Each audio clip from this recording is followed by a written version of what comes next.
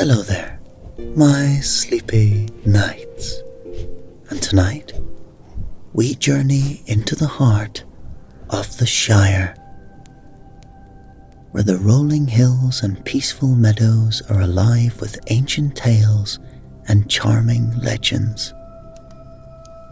In this special collection, we bring together 4 delightful stories from Hobbit Folklore, each one capturing the magic, mystery, and simple joys of life in the Shire.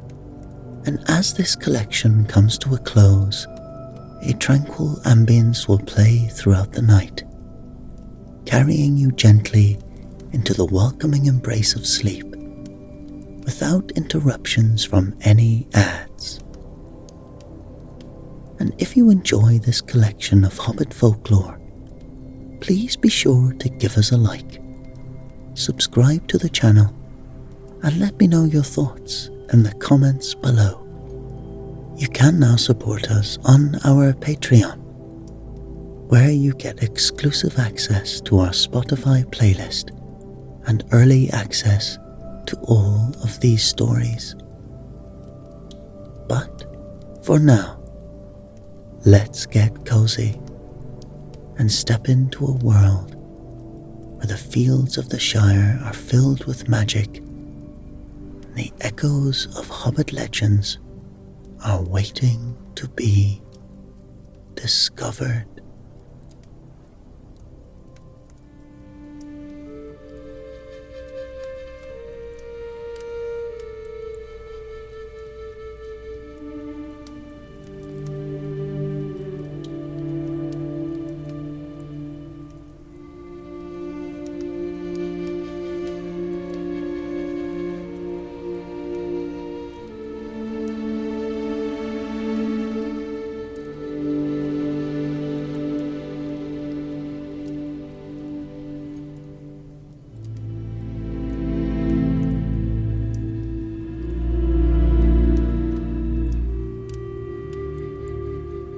In the days of old, long before the War of the Ring and the great adventures of Bilbo and Frodo Baggins, the hobbits of the Shire were a bit different from the halflings we know today. You see, in those times, hobbits had feet much like those of men, smaller to be sure, but smooth-skinned and decidedly unhairy. And like men, they needed shoes to protect their tender souls from the rough ground and sharp pebbles of Middle-earth. This is the story of how the hobbits came to have their big hairy feet. A tale that begins with 2 brothers and a very peculiar pair of shoes.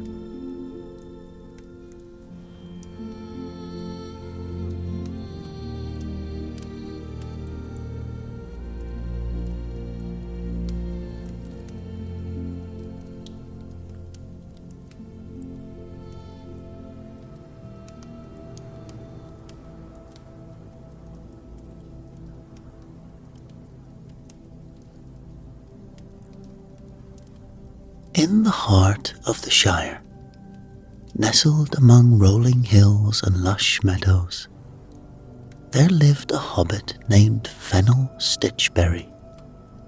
Now, Fennel was a cobbler by trade, but not a very good one, mind you. His shoes were known far and wide, but not for their quality or comfort. No, Fennel's shoes had a peculiar habit of falling apart at the most inconvenient times.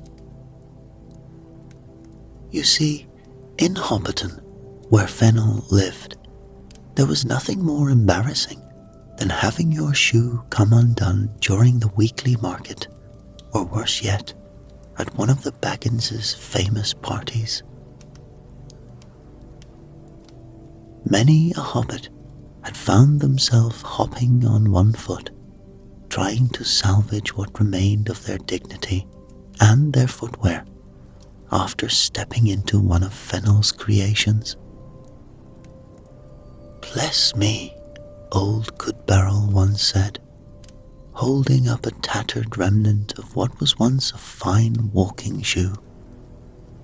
"I've seen cork boats with better stitching than this."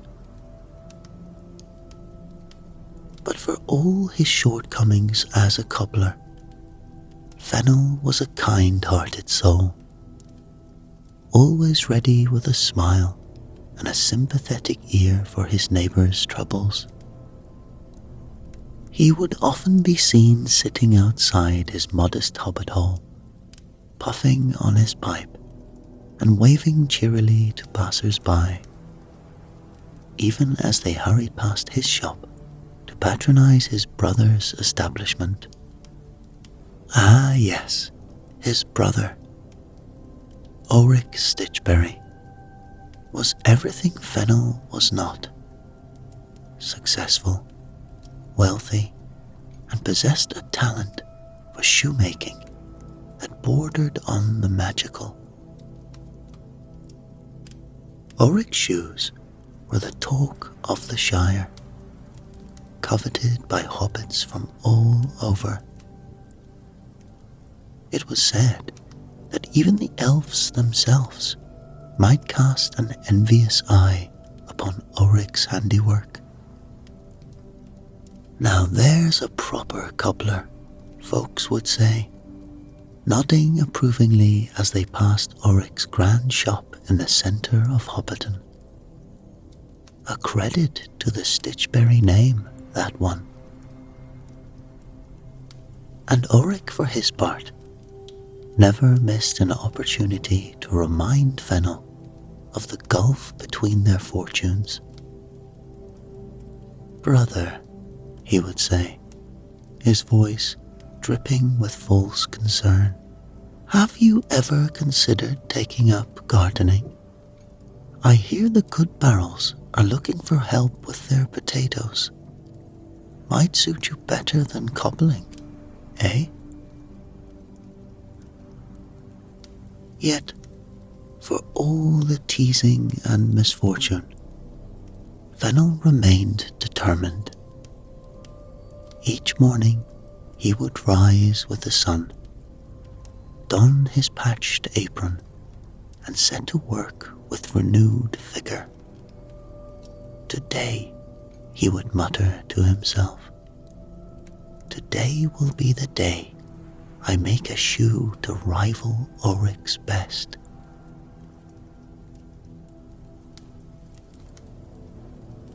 As the days grew shorter and the leaves of the party tree began to turn golden, Fennel Stitchberry's fortunes continued to dwindle like a creek in a drought. His workshop, once filled with the cheerful tapping of cobblers' hammers and the rich scent of leather, now stood silent more often than not. The shelves that had once groaned under the weight of newly made shoes now gathered dust, their emptiness a stark reminder of Fennel's failing trade. "Gracious me," Fennel muttered one particularly gloomy afternoon. "If things don't pick up soon, I'll be eating naught but weeds and acorns come winter." Meanwhile, across the village green, Ulrich's shop bustled with activity. A steady stream of hobbits flowed in and out of his brightly painted door, each leaving with a new pair of shoes and a spring in their step. The clink of coins and merry laughter drifted on the breeze. "Did you hear?" Marigold Proudfoot said. "Old Bingo Boffin wore a pair of Ulrich shoes clear to Bree and back, and nary a blister to show for it. Now, that's craftsmanship, that is.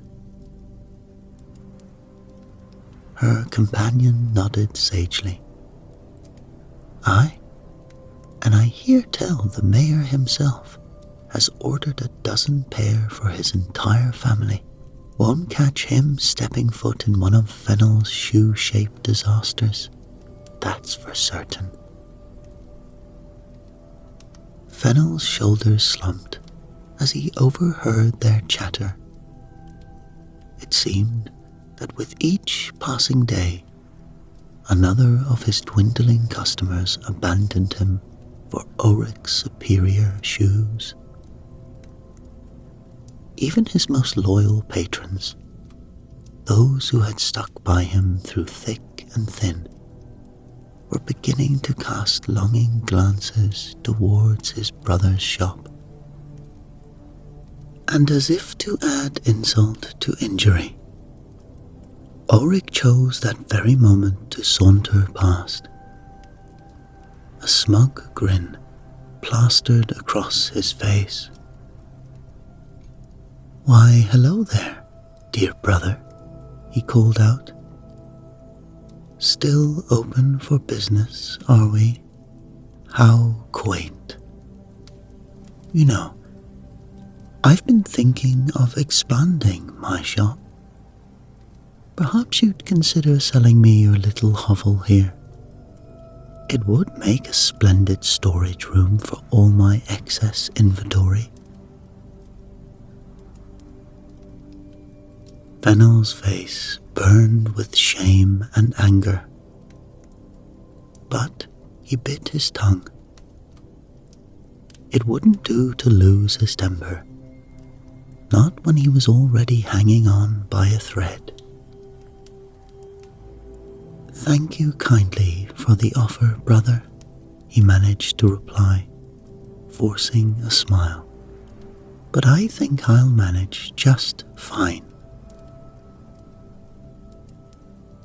Ulrich's eyebrows shot up in mock surprise. "Oh? Well, if you're sure. But do let me know if you change your mind. After all, winter's coming, and I'd hate to see you out in the cold." With a chuckle and a wave, he continued on his way, leaving Fennel to stew in his misery. As the sun began to set, painting the sky in hues of pink and orange, Fennel sat alone in his empty shop. He gazed at the single pair of shoes he'd managed to cobble together that day. A sorry-looking affair, with uneven stitching and a slightly crooked heel. "Oh, what's the use?" he sighed, tossing the shoes aside. "Perhaps Ulrich is right. Perhaps I'm not cut out to be a cobbler after all." But just as despair threatened to overwhelm him, a soft knock at the door caught his attention. Fennel looked up, hope flickering in his heart like a candle in the wind. Could it really be a customer at this late hour?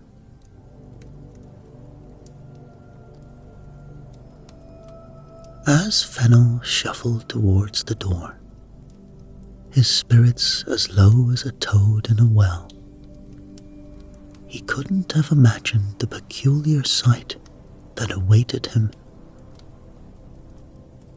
There, silhouetted against the twilight sky, stood a figure unlike any hobbit Fennel had ever laid eyes on.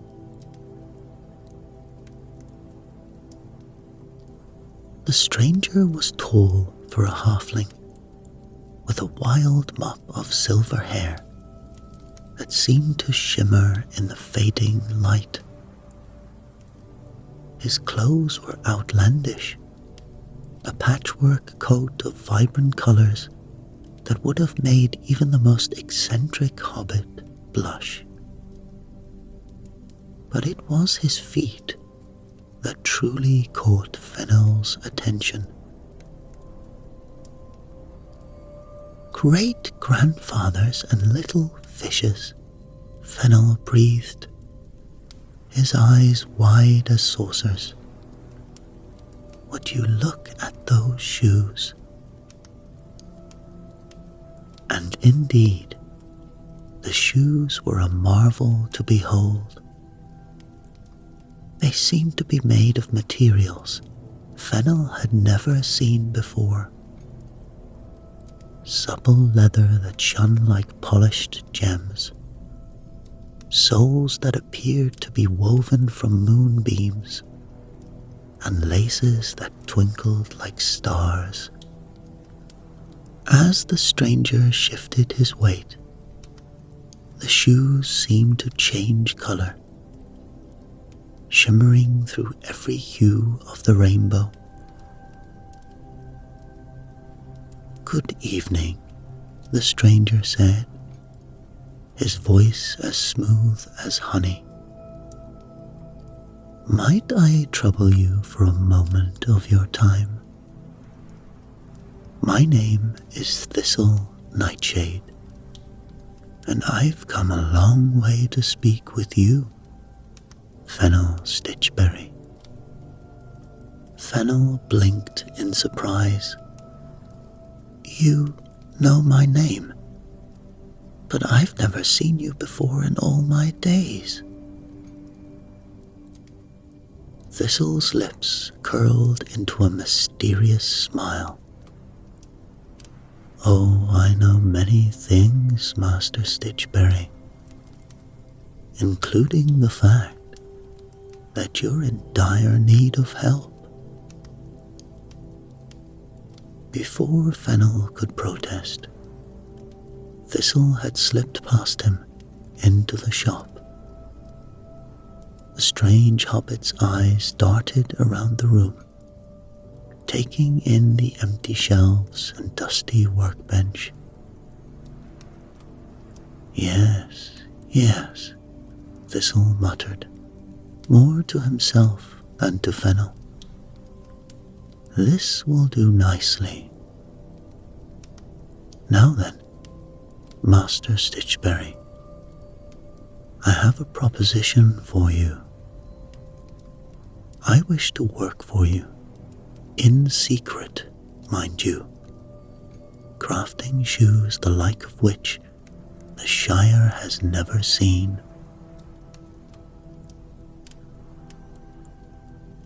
Fennel's mouth gaped open like a fish out of water. But why? And what would you want in return?" Thistle waved his hand dismissively. "Oh, nothing much. Just food and lodging. A warm hearth and a full belly are all I require." It seemed too good to be true, and Fennel said as much, but Thistle merely chuckled, a sound like distant thunder. "Ah, but there is one small condition," Thistle said, his eyes twinkling mischievously. "You must go to the Whispering Woods this very night to gather supplies. Special supplies, mind you, that can't be found anywhere else in the Shire." Fennel felt a shiver run down his spine.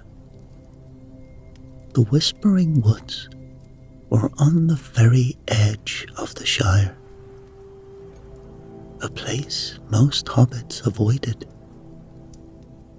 It was said that strange creatures dwelt there, and that the trees themselves whispered secrets to those brave or foolish enough to listen.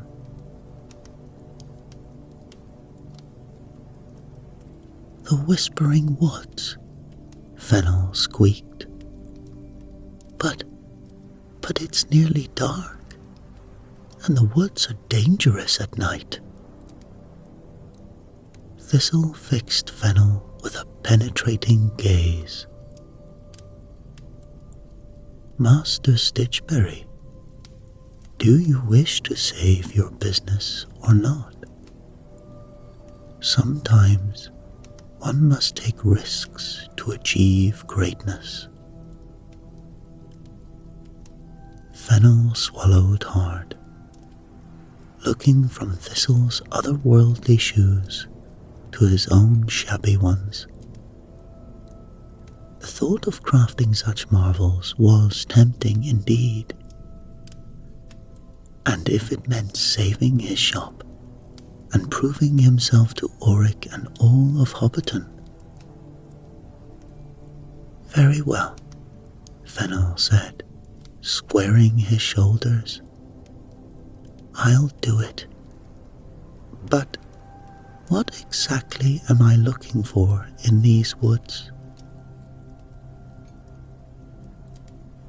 Thistle's grin widened, revealing teeth that seemed a bit too sharp for a hobbit.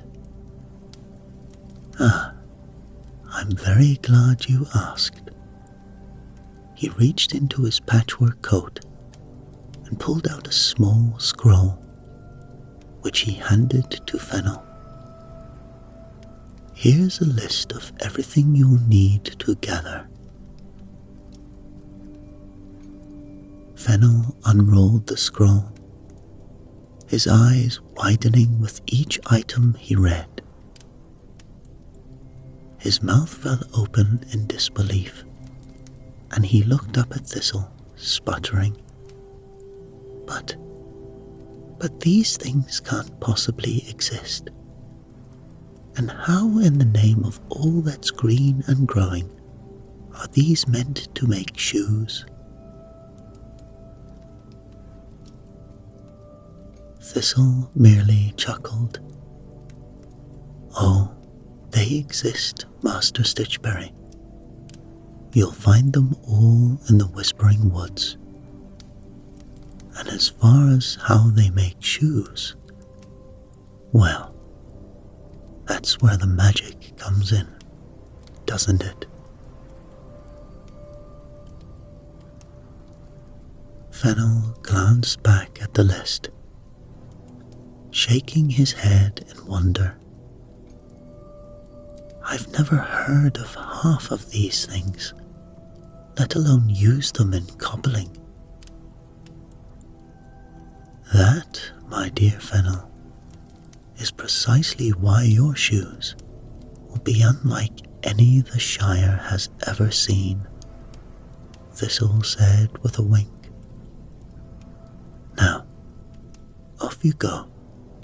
Remember, you must gather these items tonight, under the light of the waning moon.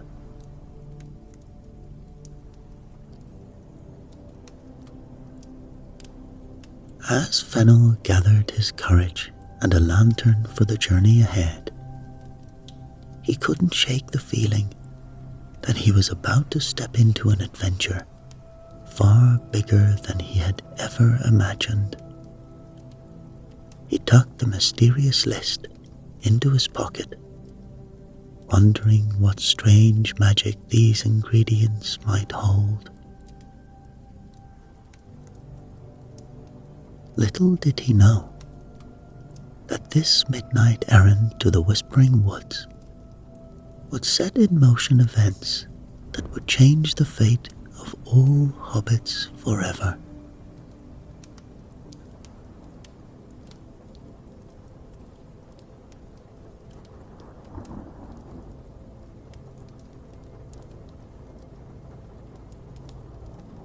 The Whispering Woods lived up to their name as Fennel crept between the ancient trees. their leaves rustling with secrets in the cool night air.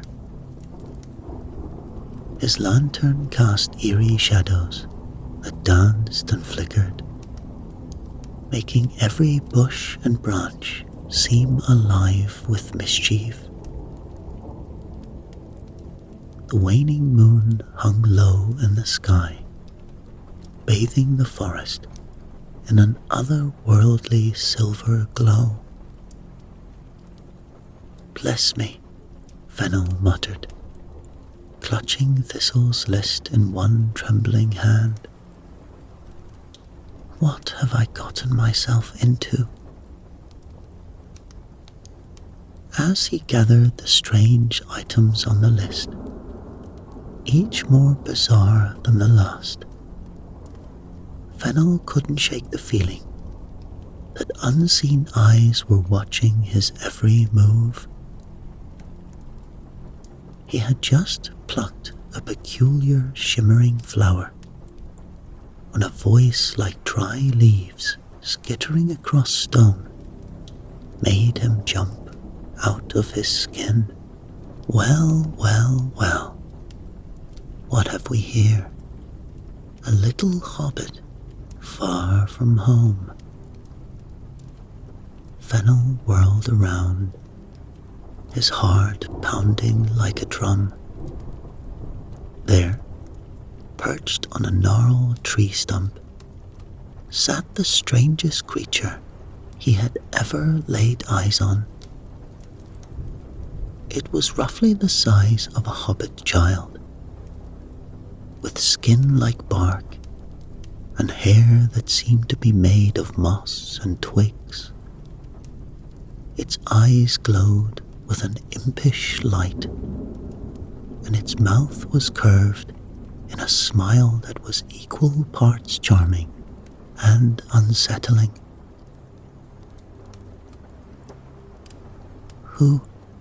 Who are you?"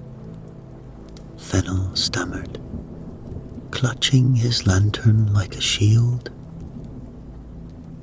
The creature's grin widened, revealing teeth as sharp as thorns.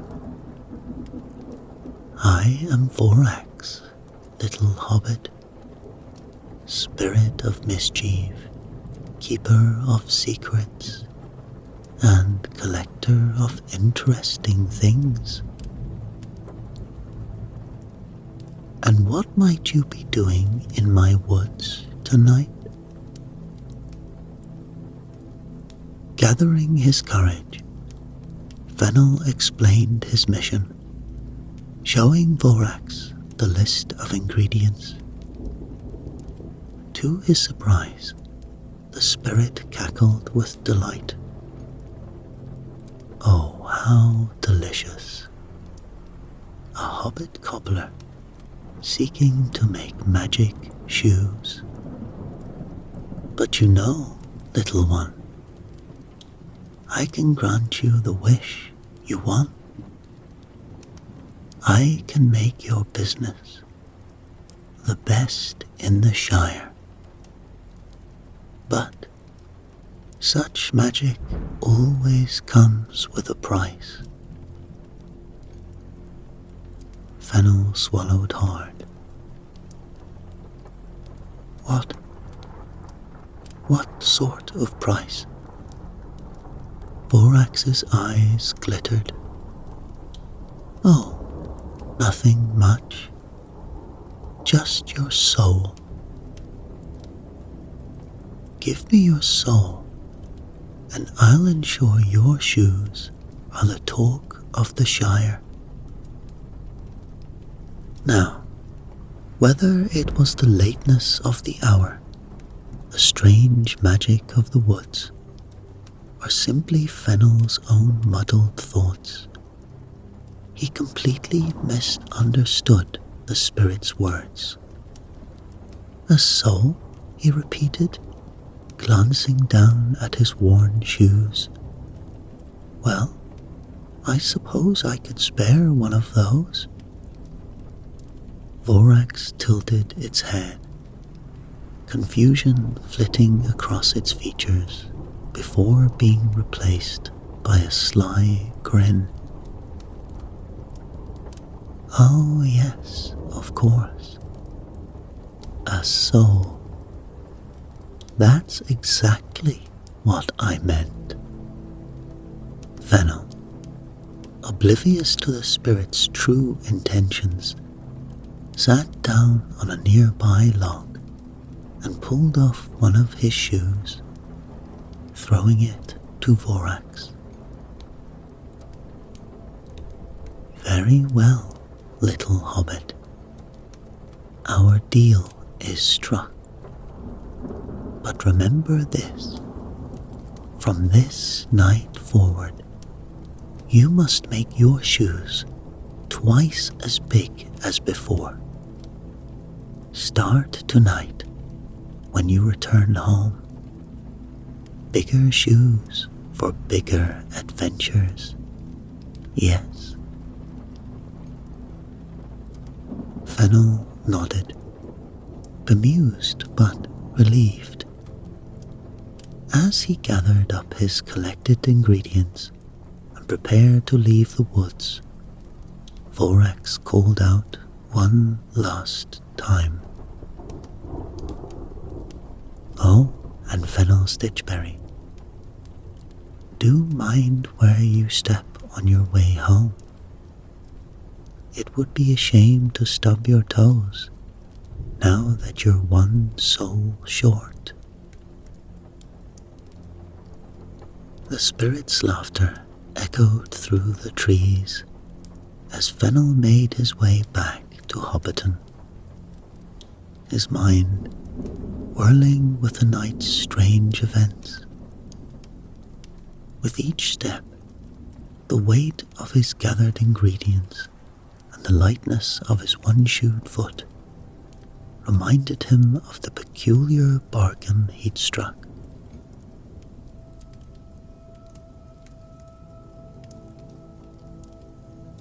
Soon, Fennel emerged from the whispering woods, and he quickened his pace, eager to return to his workshop and begin crafting these mysterious new shoes. He had no way of knowing that this midnight encounter in the woods would soon set the entire Shire on its ear, or rather, on its feet.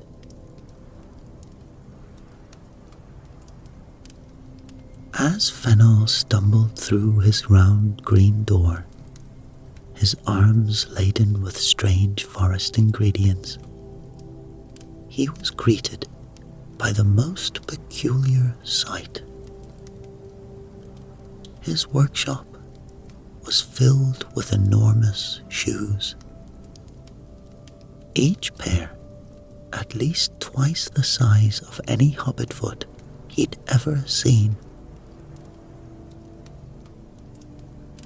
The craftsmanship was exquisite, with vibrant colours and intricate designs that seemed almost magical. From the back room, he heard the soft humming of Thistle Nightshade, hard at work. Best get some rest, Thistle called out. Tomorrow will be a big day.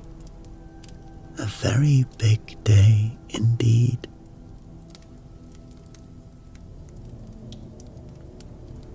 Exhausted from his forest adventure, Fennel fell into a deep sleep. His dreams were filled with dancing trees, laughing spirits, and shoes that grew and shrank like living things.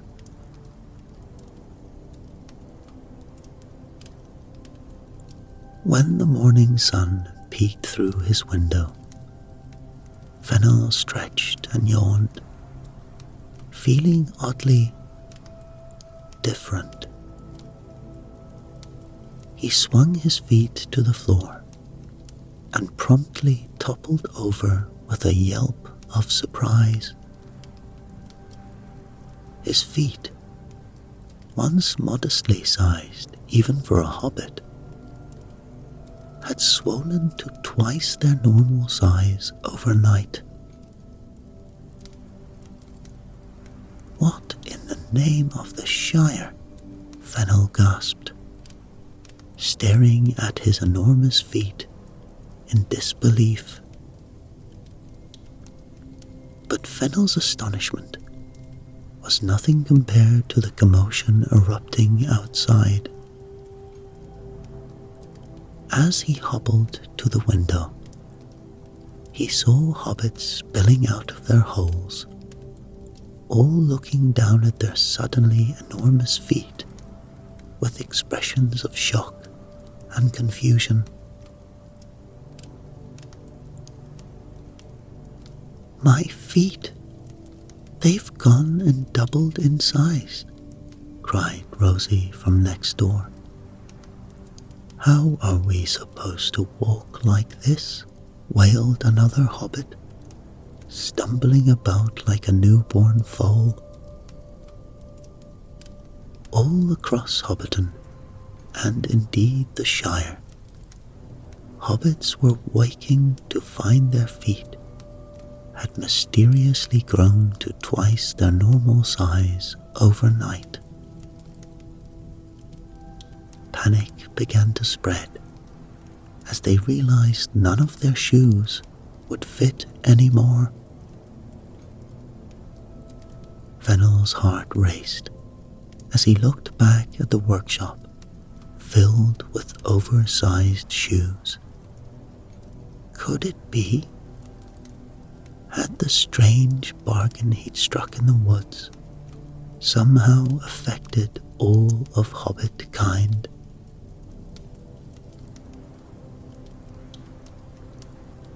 As the day wore on, word spread quickly about Fennel's shop full of large shoes. Hobbits from all over began to flock to his door, desperate for footwear that would fit their newly enlarged feet.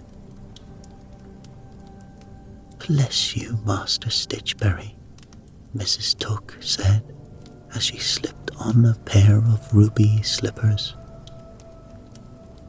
"However did you know we'd be needing shoes like these?" Fennel, caught off guard, stammered, "Oh, well, I had a feeling, you see. A cobbler's intuition, you might say." "And you made all these yourself?" asked another hobbit, admiring a pair of emerald green boots. Fennel hesitated, just for a moment before nodding. "Indeed I did. I've been working on them in secret, for a special occasion."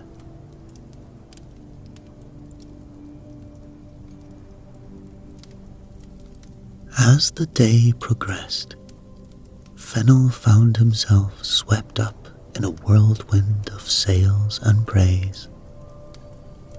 Hobbits marveled at his foresight and skill, while Fennel did his best to keep up with the demand, all while keeping Thistle hidden away in the back room, continuously crafting more magical shoes. But not everyone was pleased with this sudden turn of events. Across the village green, Ulrich Stitchberry stood in the doorway of his own shop, his face dark with suspicion and envy. His shelves were still stocked with normal-sized shoes, now useless to every hobbit in the Shire. "Something's not right here," Ulrich muttered, his eyes narrowing as he watched yet another satisfied customer leave Fennel's shop. and I intend to find out what it is. As the sun began to set on this extraordinary day, Fennel finally had a moment to catch his breath. He looked down at his oversized feet, wiggling his toes experimentally. Whatever magic had transformed them, and the feet of every other hobbit in the Shire, showed no signs of wearing off. Fennel couldn't help but wonder what other changes might be in store for the hobbits of the Shire, and how long could he keep the secret of Thistle Nightshade and the true origin of these magical shoes.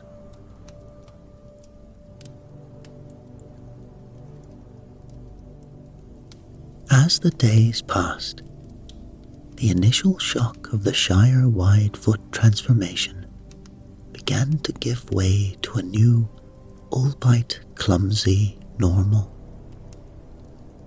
Hobbits stumbled about their daily lives, trying to adapt to their oversized appendages with varying degrees of success. In the Green Dragon Inn, Rosie Goodbody struggled to balance a tray of ale mugs, her newly enlarged feet throwing off her once impeccable sense of balance. "It's like learning to walk all over again," she exclaimed, as foam sloshed over the rims of the mugs. Meanwhile, in the fields, farmers found themselves sinking deeper into the soft earth as they worked, their increased weight proving both a blessing and a curse. "At least we don't need to stamp down the soil before planting anymore," an old farmer remarked, wiping sweat from his brow. Fennel's shop became the busiest place in Hobbiton, with a constant stream of customers seeking comfortable footwear for their new feet. As he helped yet another hobbit try on a pair of his mysteriously perfect shoes, Fennel caught a glimpse of himself in the mirror and started. Amidst his brown curls, streaks of grey hair had appeared overnight. He rubbed his chin, feeling the unfamiliar roughness of stubble that had never been there before. "Bless me," he muttered. "What's happening to me?" But there was no time to ponder his rapid aging. The demands of his booming business, coupled with the guilt of his secret, weighed heavily on Fennel's conscience.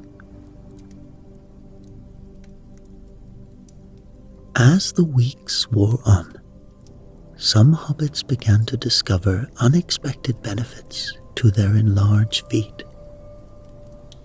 One hobbit found he could now swim faster than ever in the Brandywine River, his feet acting like natural flippers. "It's not all bad," Merry Brandybuck declared one evening at the Green Dragon. "I can reach the top shelf in my pantry without a stool now." But for every hobbit who embraced the change, there were others who struggled. The Hobbiton Carpentry Guild found themselves overwhelmed with requests to widen doorways and reinforce floors. More than one hobbit had the embarrassing experience of crashing through a wooden floor that could no longer support their increased weight. Through it all, Ulrich Stitchberry's suspicion and resentment grew. His own business had all but collapsed. His normal-sized shoes now useless to everyone. One sunny afternoon, as Fennel was closing up shop after another successful day, Ulrich confronted him in the town square. "You did this," Ulrich shouted, pointing an accusing finger at his brother. "Somehow, you've cursed us all, just to save your failing business." A crowd quickly gathered, murmurs of agreement mixing with sounds of disbelief. Fennel, his face now lined with wrinkles that hadn't been there a few days before, tried to defend himself. "Now, see here, Ulrich, that's nonsense, and you know it. How could I possibly—" But Ulrich was not to be silenced. "Look at him," he cried, gesturing wildly. "Have you all not noticed how he's aged? It's unnatural, I tell you. He's meddled with forces beyond his understanding, and we're all paying the price. Not to mention how you've become a master cobbler overnight. You're not capable of such craftsmanship."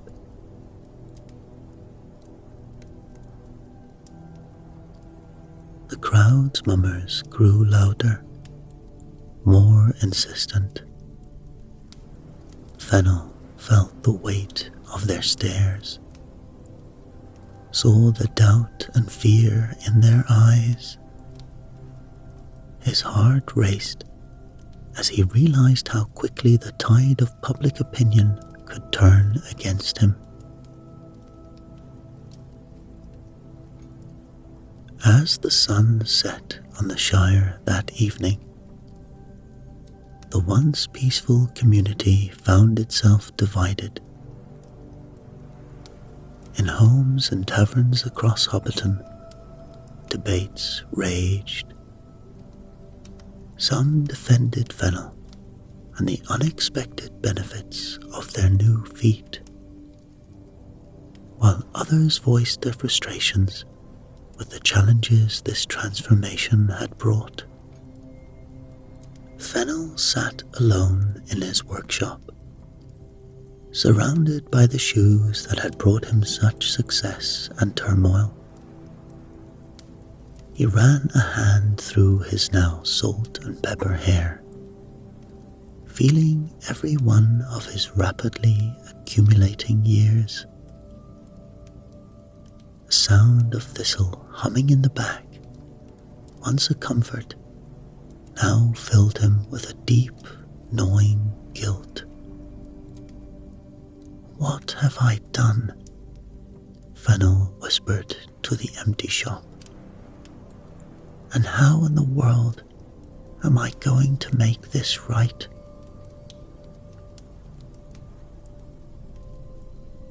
As the weight of guilt and the burden of his rapidly aging body became too much to bear, Fennel found himself confiding in Thistle one quiet evening. The mysterious hobbit listened intently, his eyes glimmering with an unreadable emotion. "Perhaps," Thistle mused, "it's time you returned to the Whispering Woods. The magic that started this may be the only thing that can end it." He reached into his patchwork coat and pulled out another small scroll. "Here's a new list of ingredients. gather these, and we might be able to set things right.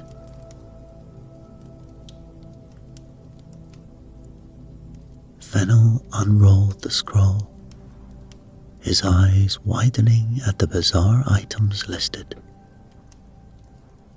With a heavy heart, but renewed determination, he set out once more into the night.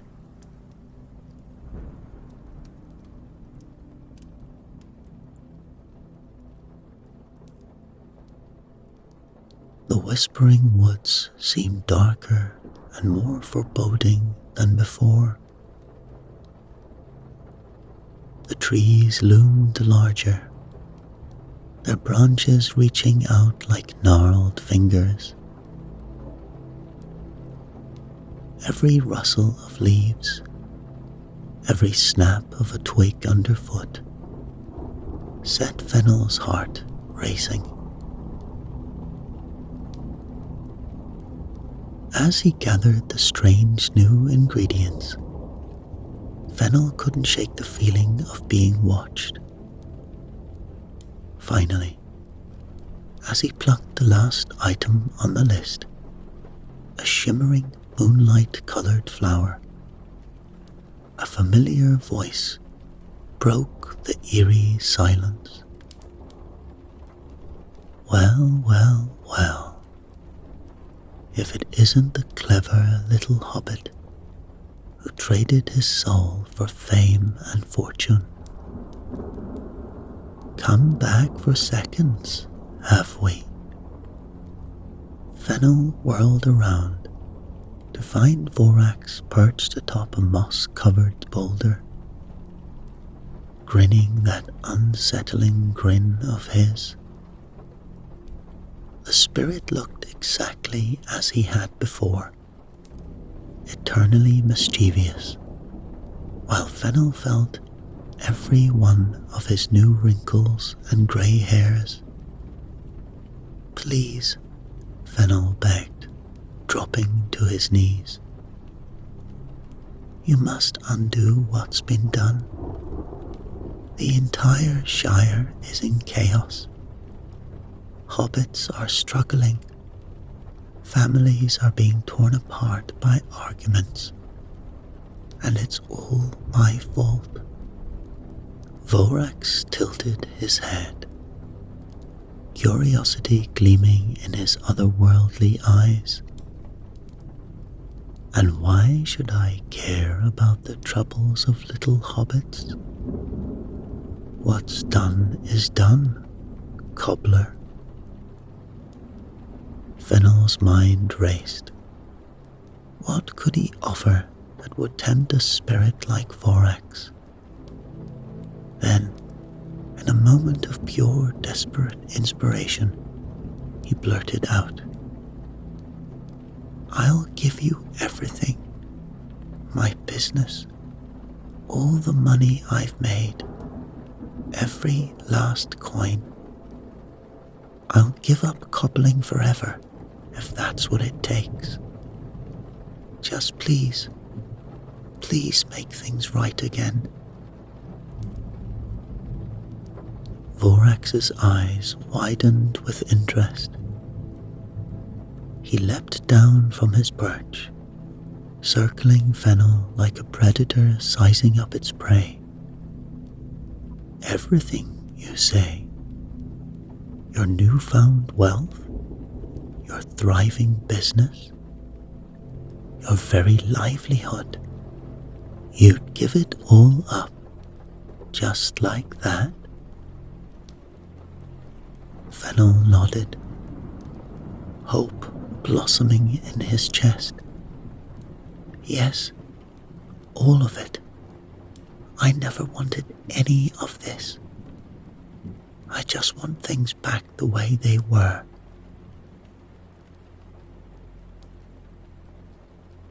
For a long moment, Vorax was silent, his face unreadable.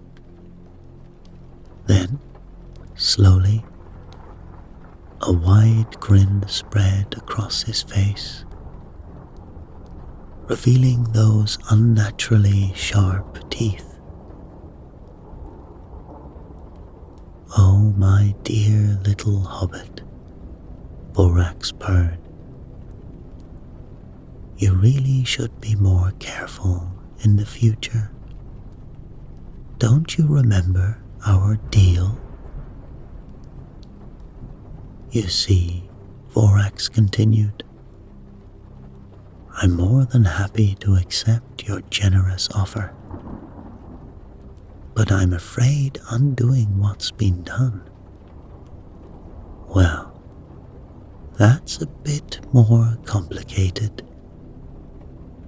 As Vorax's laughter echoed through the dark forest, Fennel realized with growing horror that he might have just made a terrible situation even worse. What price would he and the entire Shire have to pay for his mistakes?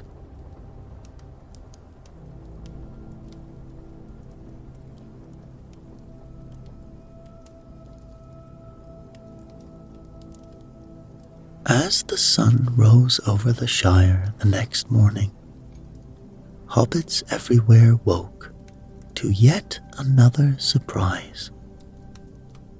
Their oversized feet, which had caused so much chaos, were now covered in a thick layer of curly hair. The hair was soft and warm, ranging in color from golden brown to rich chestnut. At first, there was confusion and some alarm. But as hobbits stepped outside, they realized something remarkable. Their newly hairy feet were tough and resilient. Pebbles and thorns that would have once caused pain now barely registered. The hair seemed to regulate temperature, keeping their feet cool in the summer heat and warm in the chilly morning dew. "Well, I'll be," muttered one hobbit, wiggling his new furry toes. "Seems we won't be needing shoes anymore, will we?" As word spread of this new development, hobbits gathered in the village square, marveling at their new transformed feet. Some laughed, some cried, but all agreed this was something entirely new in the history of the Shire. For Fennel and Ulrich Stitchberry, however, the mood was far from jubilant. With no more need for shoes, both their businesses had effectively ended overnight. Ulrich, his face red with anger and confusion, stormed over to Fennel's shop, followed by a crowd of curious hobbits. "All right, brother," Ulrich demanded. "It's time you told us what in the name of the Shire is going on." Fennel, feeling the weight of his actions and the eyes of the community upon him, knew the time for secrets had passed. With a heavy sigh, he recounted the whole tale. The mysterious thistle, the midnight trips to the Whispering Woods, the deal with Vorax, and his desperate attempt to make things right.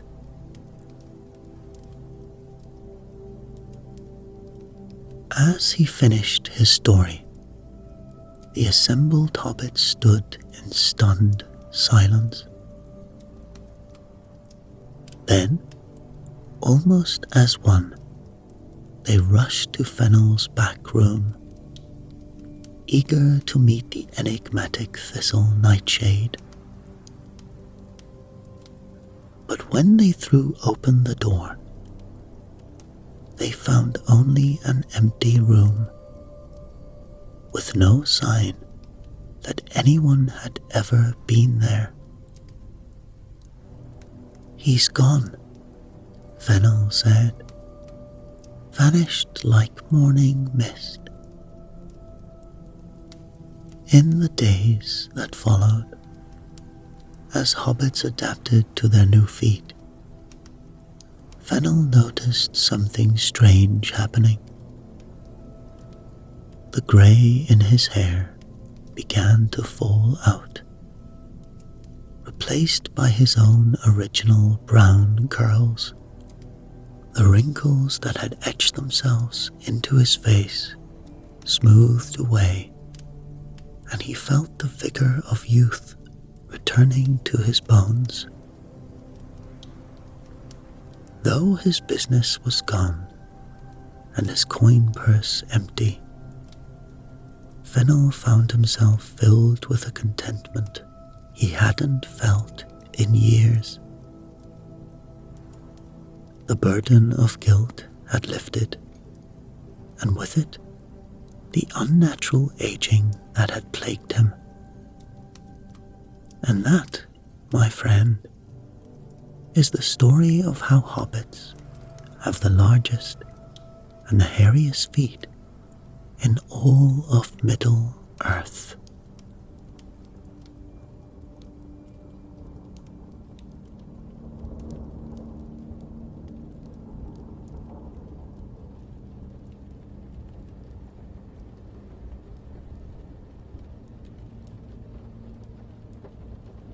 It is with great pleasure that I present to you this humble collection of stories from the heart of the Shire. As a hobbit who has spent countless evenings listening to the tales spun by my elders and peers, I have long felt a desire to share these treasures with the wider world of Middle-earth. Here, you will find stories that have been passed down through generations of hobbits. Tales that speak to the very essence of who we are as a people. From the misty heights of the Barrow Downs to the sunlit fields of South Farthing, these stories paint a picture of life in the Shire that is at once familiar and enchanting. So, whether you are a hobbit like myself, a wise wizard, a noble elf, or a stout-hearted dwarf, I invite you to join me on this journey through the folklore of the Shire. May these stories bring you joy, laughter, and a deeper understanding of the simple yet profound wisdom that guides the lives of us hobbits.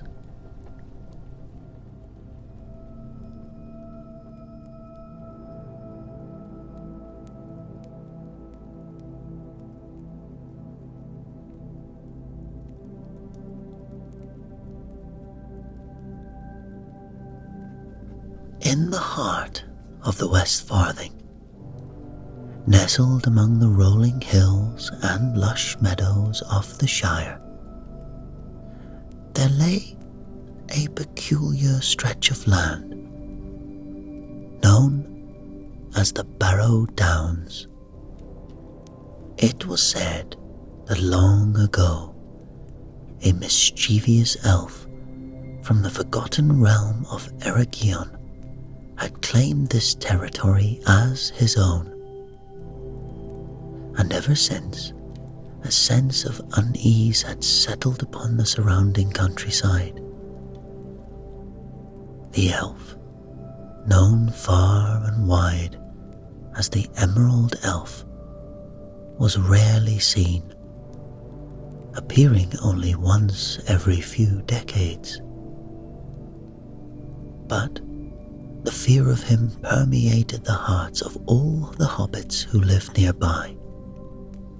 For every so often, a brave, or perhaps foolish soul would venture into the Barrow Downs, never to be heard from again.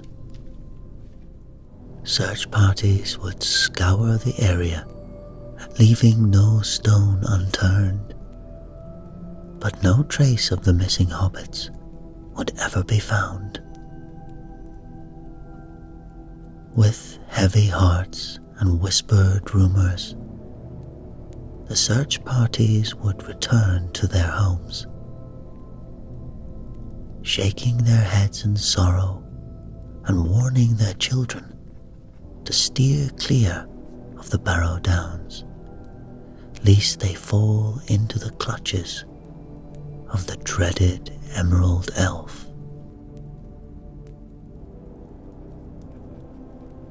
As a result, the Barrow Downs became a desolate place, avoided by all sensible hobbits. The once well-trodden paths grew overgrown with weeds, and the laughter of the picnicking families was replaced by an eerie silence. In time, the Downs became a haven for wild creatures who made their burrows and nests there, undisturbed by hobbit activity. Now, in the nearby village of Bywater, there lived two young hobbit lads named Tobold Goodchild and Adelard Took. They were two inseparable friends, often found traipsing through the countryside together, fishing in the Bywater pool, or sharing a pint at the Green Dragon Inn. They were known far and wide for their love of adventures, which was quite unusual for hobbits, who generally preferred the comfort and safety of their cozy hobbit holes. And so, it is said that one fine summer's day, as the sun shone merrily upon the green hills of the Shire, Adelard proposed a daring scheme. "Toby, my dear friend," he said, a twinkle in his eye, "what do you say to a bit of mushroom foraging in the Barrow Downs? I hear tell that the most delectable fungi grow in abundance there, and just imagine the savoury pies and stews that we could make with such a bounty."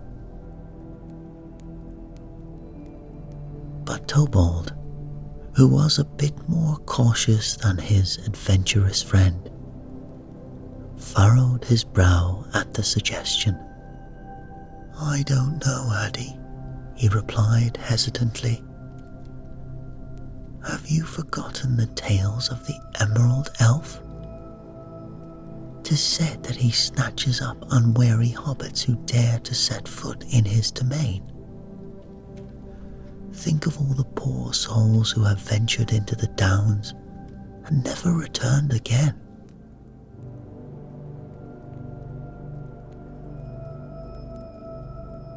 Adelard laughed, a hearty sound that echoed through the countryside.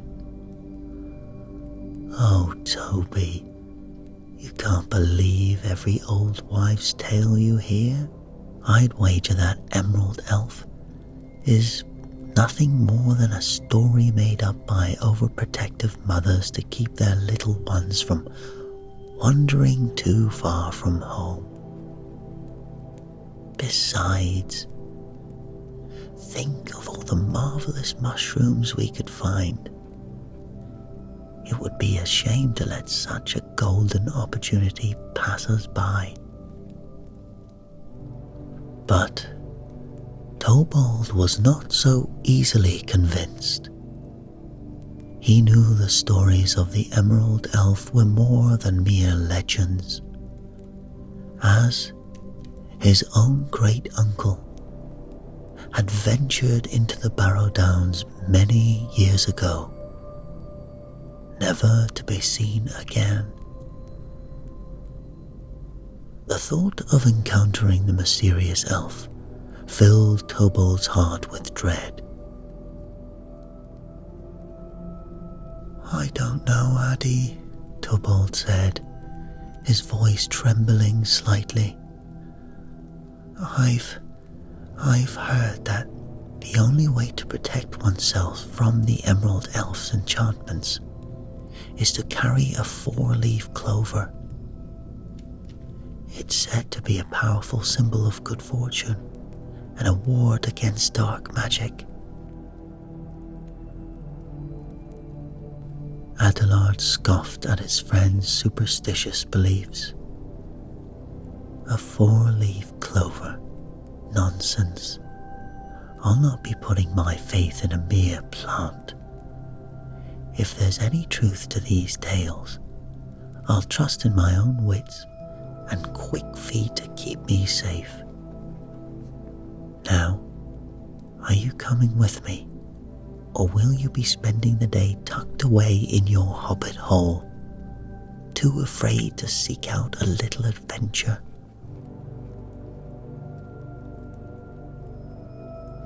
Tobald hesitated, torn between his fear of the Emerald Elf and his reluctance to let his friend venture into danger alone. After a long moment, he nodded his head, a determined look settling upon his face. "All right, Addy, I'll come with you. But I'm going to find a 4-leaf clover, just to be safe. And I suggest you do the same, even if you don't believe in its power." Adelard simply shrugged, a good-natured grin spreading across his face. "As you wish, Toby, but I'll be putting my trust in my own 2 feet. Now let's be off. Those mushrooms won't pick themselves."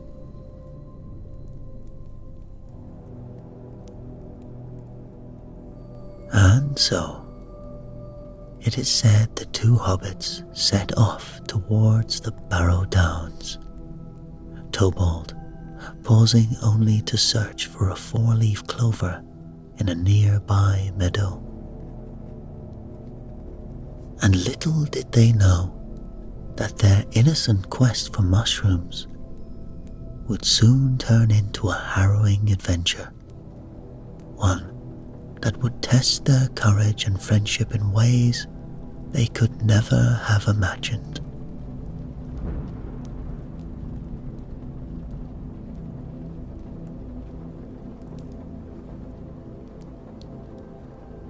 And so, Tobald and Adelard rode deep into the Barrow Downs. The mist swirled around them, casting an otherworldly spell upon the landscape. Suddenly, both hobbits reined in their ponies, their faces pale with fright. A mysterious figure had crossed their path, and they both longed to know who he was and from whence he came. "By the Shire, he rides with great haste, whoever he may be," said Adelard at last. "And though I always believed my pony to be the swiftest in all the land, I reckon that for every league mine could cover, this stranger's steed could travel 7. Let us follow him and discover his origins. Adelard, no, cried Tobold, his hand clutching the 4-leaf clover tightly. Can you not see the truth? This is no ordinary rider, but the Emerald Elf himself. He does not ride upon the earth, but flies through the air on a steed carried by mighty wings. To follow him would be to invite great peril. But Adelard, his eyes still fixed upon the strange rider, seemed not to hear his friend's warning. Toby, your mind has been addled by too many old tales, he scoffed. I tell you the figure before us is flesh and blood, clad in green and mounted on a fine black horse.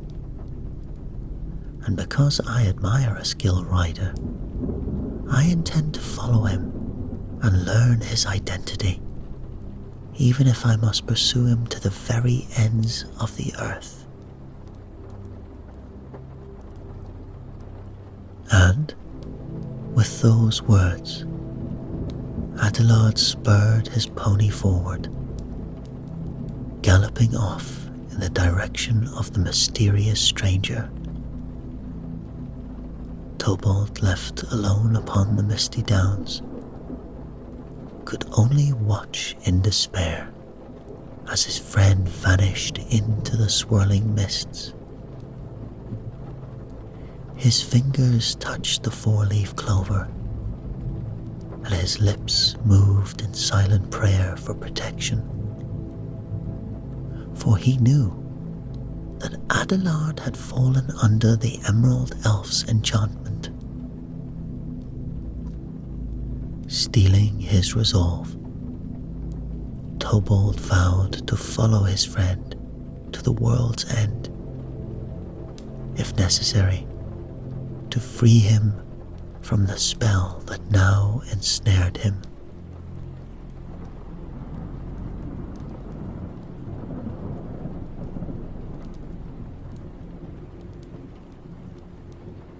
Onward rode Adelard, his pony's hoofs pounding against the earth as he pursued the enigmatic rider in green. Over hill and dale he galloped, past bubbling brooks and ancient trees, until, at last, he came to the most desolate place he had ever seen. The wind howled like a wounded beast, carrying with it an icy chill that seemed to seep into his very bones. Withered grass crunched beneath his pony's feet, coated in a thick layer of hoarfrost that glittered in the pale light.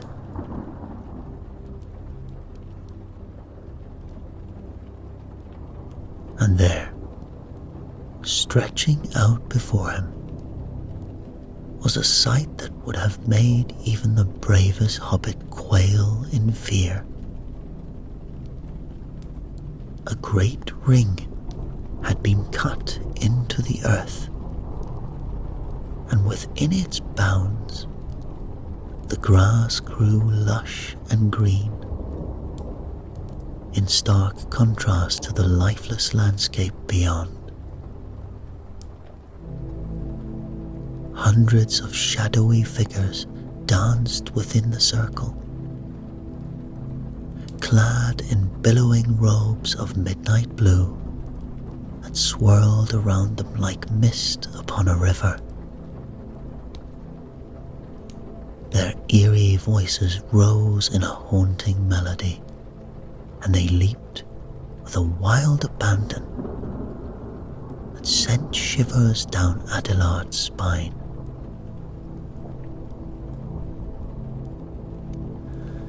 As Adelard drew closer, the dancers spied him and beckoned him with long, spindly goblin fingers. "Come, join us," they cried, their voices high and sweet. "Come dance with us and drink deep from our master's cup." To his horror, Adelard felt a strange compulsion overtake him, and he knew that the Emerald Elf's enchantment was at work. Despite his fear, he found himself dismounting from his pony and taking a step towards the ring, powerless to resist the dancer's summons. But then, one of the dancers grabbed him, his face etched and green like a goblin, a long grey beard on his chin. "Beware, young master," he croaked, his voice hoarse and urgent. "If you value your life, do not enter this ring or partake of our revels. For if you do, you shall be forever ensnared by the Emerald Elf's power." Adelard hesitated for a moment, the warning ringing in his ears. But then he squared his shoulders and tossed his head defiantly. "I swore to follow the Emerald Elf," he declared, "and follow him I shall, even if my path leads me to the very gates of the Dark Land itself." And with those fateful words, he stepped over the edge of the circle and into the midst of the dancing goblins. A great cry went up from the assembled goblins, and they began to spin and whirl with renewed vigor. Faster and faster they danced, until Adelard was caught up in their mad revels, powerless to escape. Then, all at once, the music ceased, and the dancing goblins parted to either side, forming a pathway that led to the center of the ring. There, atop a table of blood-red marble, sat a great emerald goblet, its rim studded with glittering rubies. And behind the table, clad in robes of deepest green, sat the Emerald Elf himself. With a wordless gesture, the knight beckoned to Adelard, and the young hobbit found himself drawn forward as if in a dream.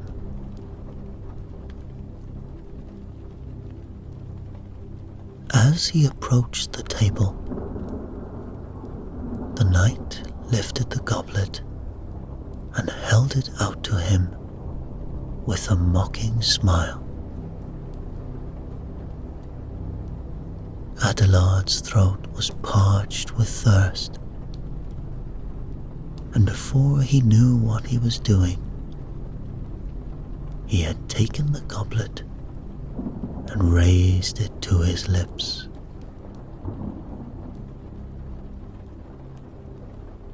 The liquid within was sweet and heady, and he drank deeply, draining the cup in a single gulp.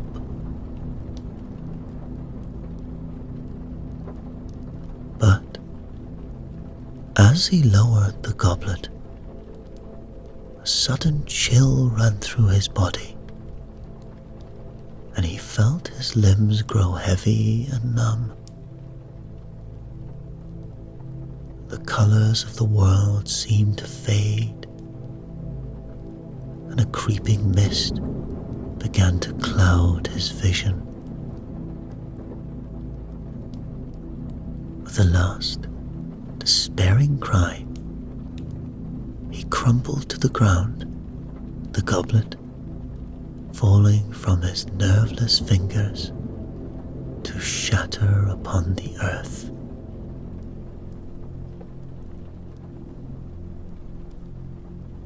A great shout of triumph went up from the assembled dancing goblins, and they began to caper and whirl with renewed energy,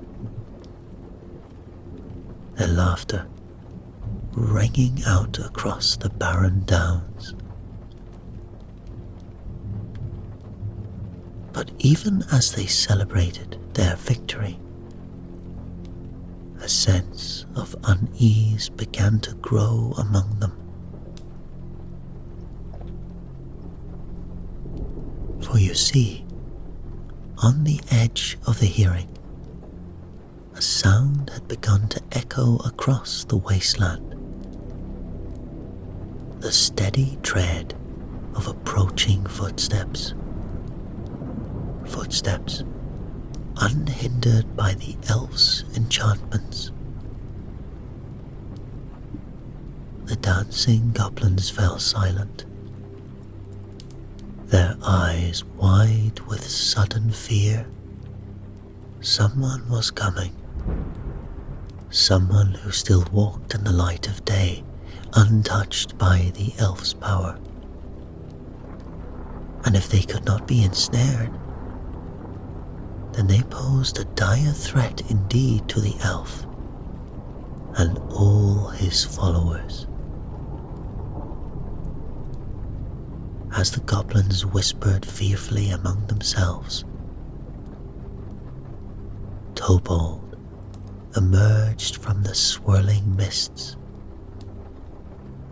his steps sure and his heart filled with courage. The four-leaf clover, tucked securely in his pocket, granted him protection against the Emerald Elf's dark enchantments. As he approached the edge of the circle, the goblin who had warned Adelard now turned to Tobold, his face etched with sorrow. "Alas, young master," he cried, "have you come to share your friend's fate? To give your years to the Emerald Elf in eternal servitude? If you have any loved ones waiting for you back home, I beg you, turn back now before it's too late." Tobold regarded the old goblin with compassion. "Who are you?" he asked gently. "And how came you to be in this dreadful place?" The goblin bowed his head, tears glinting in his eyes.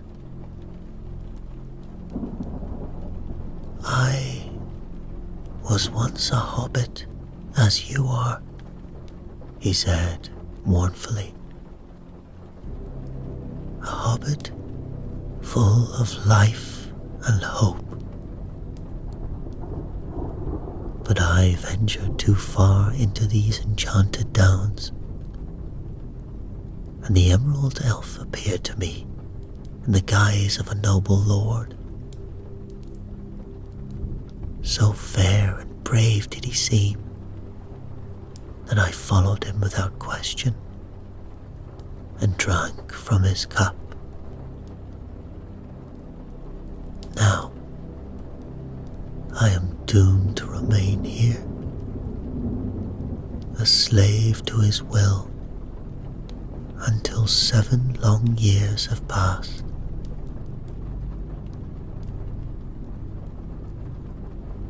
He pointed to where Adelard lay, still and pale as death, at the feet of the Emerald Elf. "Your friend too has drunk of the heather ale, and now lies in the thrall of our master.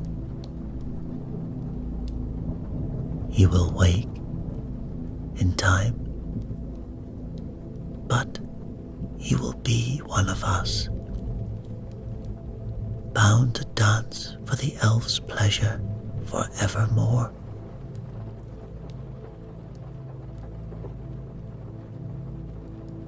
Tobold's heart clenched at the thought of his dear friend, reduced to such a fate. "Is there nothing I can do to save him?" he cried.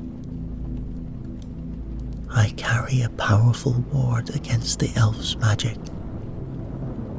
Surely there must be a way to break his hold on Adelard's soul." The old hobbit hesitated, then leaned in close. "There is one way," he whispered, "but it is fraught with peril. If you fail, not even your 4-leaf clover will protect you from the night's wrath. "Tell me," Tobold demanded. "Please, tell me. I will risk anything to save my friend." "You must stand at the edge of the circle," the old hobbit replied, "and remain as still as stone until the sun rises and the morning bells ring out across the downs.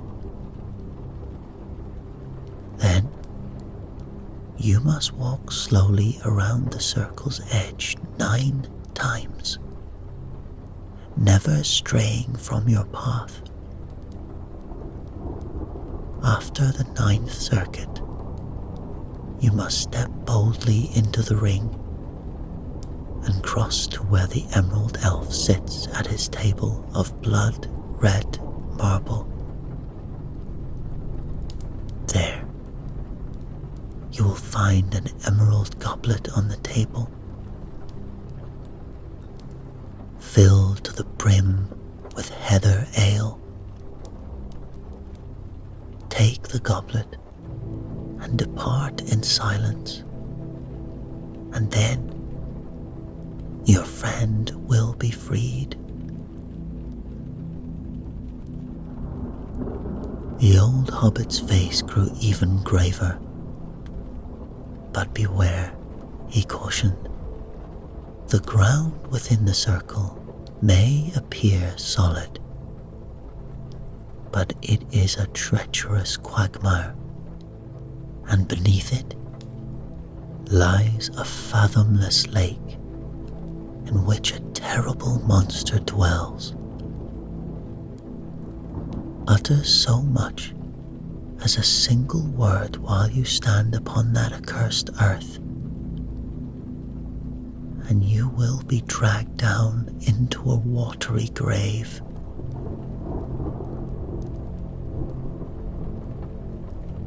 With those ominous words, the ancient hobbit stepped back and melted into the crowd of dancers, leaving Tobold alone at the edge of the ring.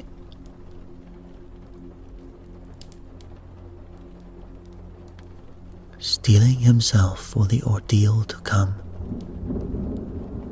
Tobold planted his feet firmly on the ground and waited, shivering in the icy wind that moaned across the barren downs.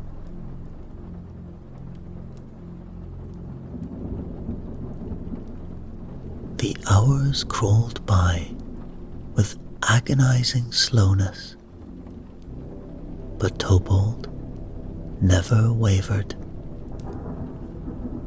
Even when the ghostly dancers mocked him and tried to lure him into their revelry, he remained as unmoving as a statue,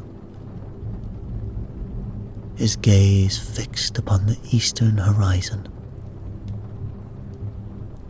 And as the first pale light of dawn began to paint the sky in shades of pink and gold,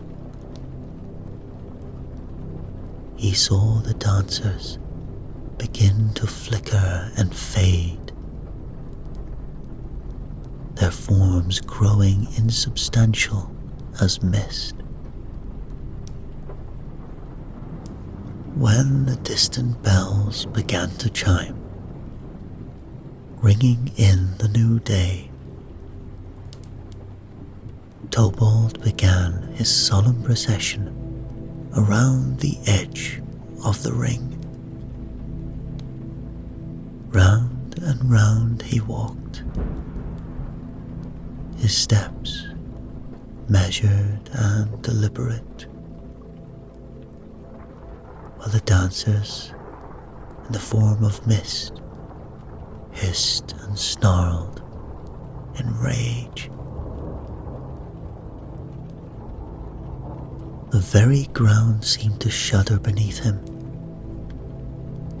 buckling and heaving as if so to cast him off into the abyss below. But Tobold never faltered, and the four-leaf clover in his pocket glowed with a steady, reassuring light.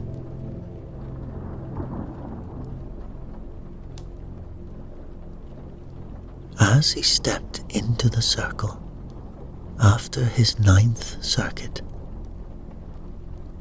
a sense of dread washed over him. The earth beneath his feet felt spongy and uncertain, and he could almost hear the restless stirrings of the creature that lurked in the black depths of the hidden lake below. All around him, the frozen shapes of the old goblin hobbits glittered like diamonds in the pale light, their eyes glinting with malice.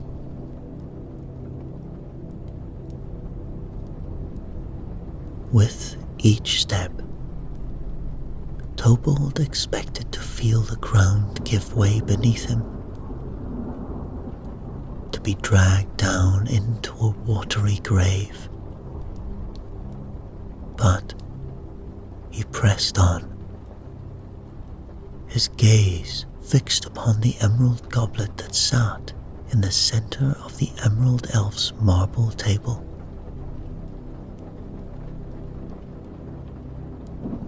As he reached out to grasp the cup, the elf himself stirred,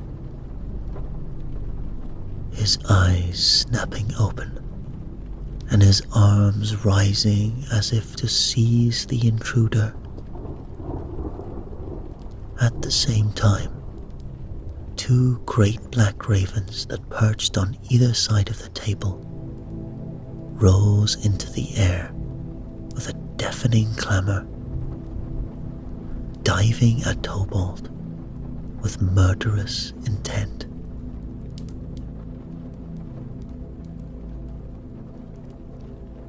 But the brave hobbit would not be deterred, even as the emerald elf's fingers brushed his sleeve and the raven's claws raked his face. He snatched up the goblet and turned to run, never uttering a word. The frozen figures around him writhed and contorted, their mouths opening in silent screams of rage. But they could not break free of the enchantment that held them.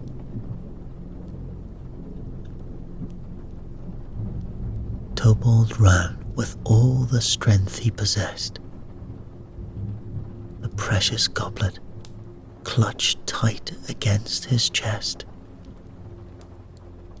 Behind him, he could hear the frenzied scratching of the raven's claws and the laboured breathing of the lake monster as it strained to break through the surface of its subterranean prison.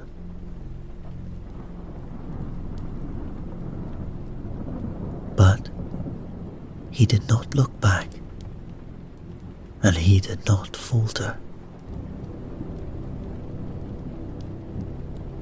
Just as the last echoes of the morning bells faded into silence, Tobald stumbled across the border of the enchanted circle and collapsed onto the solid ground beyond. The emerald goblet slipped from his grasp and rolled away across the frost-covered grass, but he scarcely even noticed. All he could think of was Adelard. Struggling to his feet, Tobald raced to his friend's side, gathering him into his arms and calling his name over and over.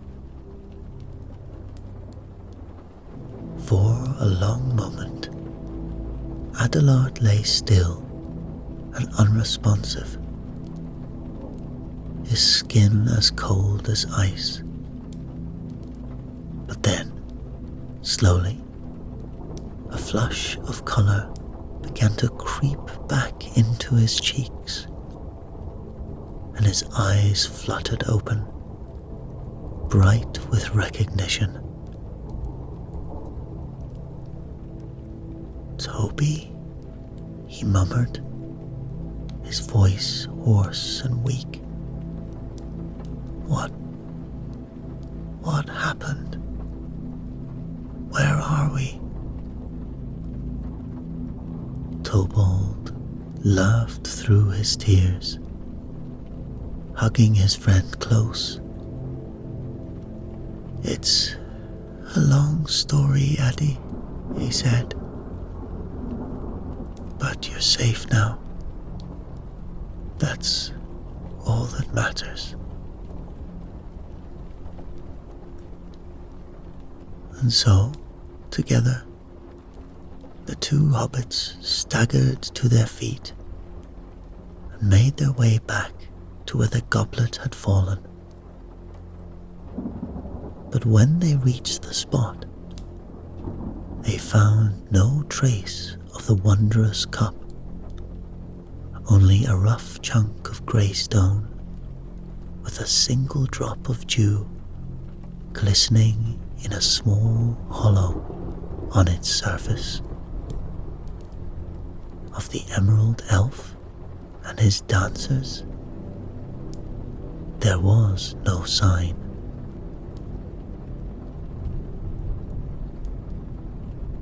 Arm in arm, Tobold and Adelard turned their backs on the downs and began the long journey home, marveling at the strange adventure fate had sent them.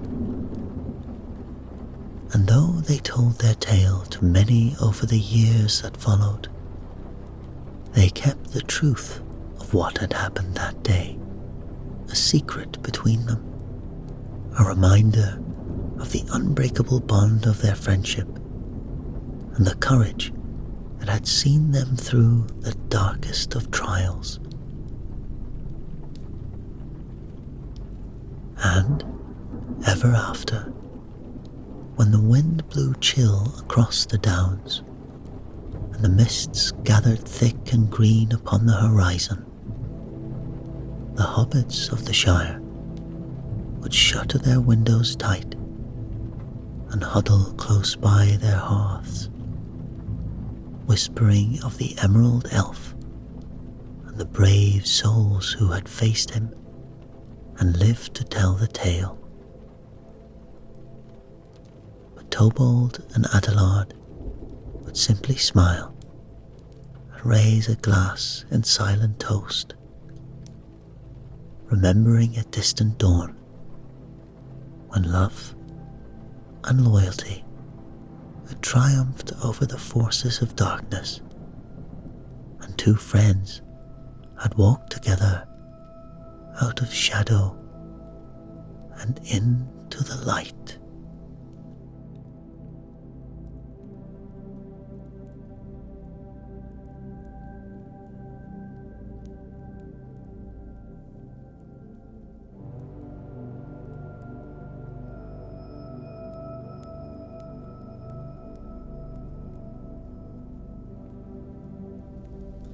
Our next tale is about a hobbit who was called Welcome Thistletop. It was said that he was a hard-working fellow, tending to his fields and gardens from sunrise to sunset. Welcome had two young children, a son named Largo, known for his unruly curls, and a daughter named Marigold, whose golden hair shone like the sun. Sadly, Welcome's wife had passed away, leaving him to care for the children alone.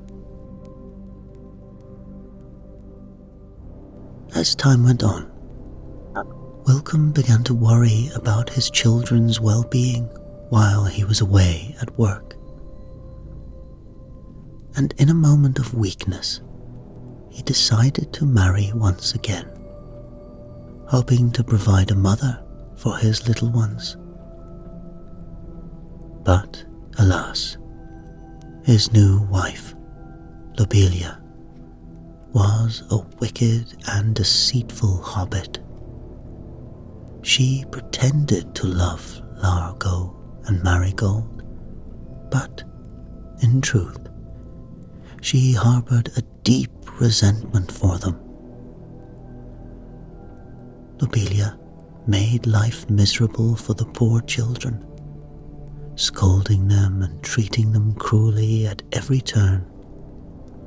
Welcome, who was often out in the fields, remained unaware of the extent of his wife's wickedness. He only knew that his once happy hobbit hole had become a place of sorrow and strife. And it is said that one fateful day, Welcome managed to catch a particularly plump hare, which he brought home for Lobelia to cook.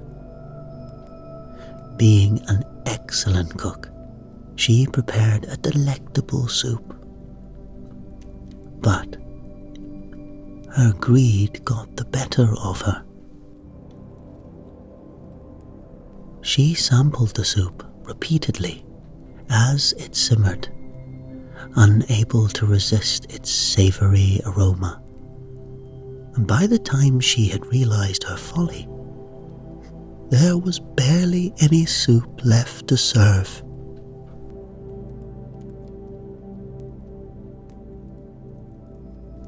Lobelia flew into a panic, knowing that Welcome would soon return, hungry from his labors.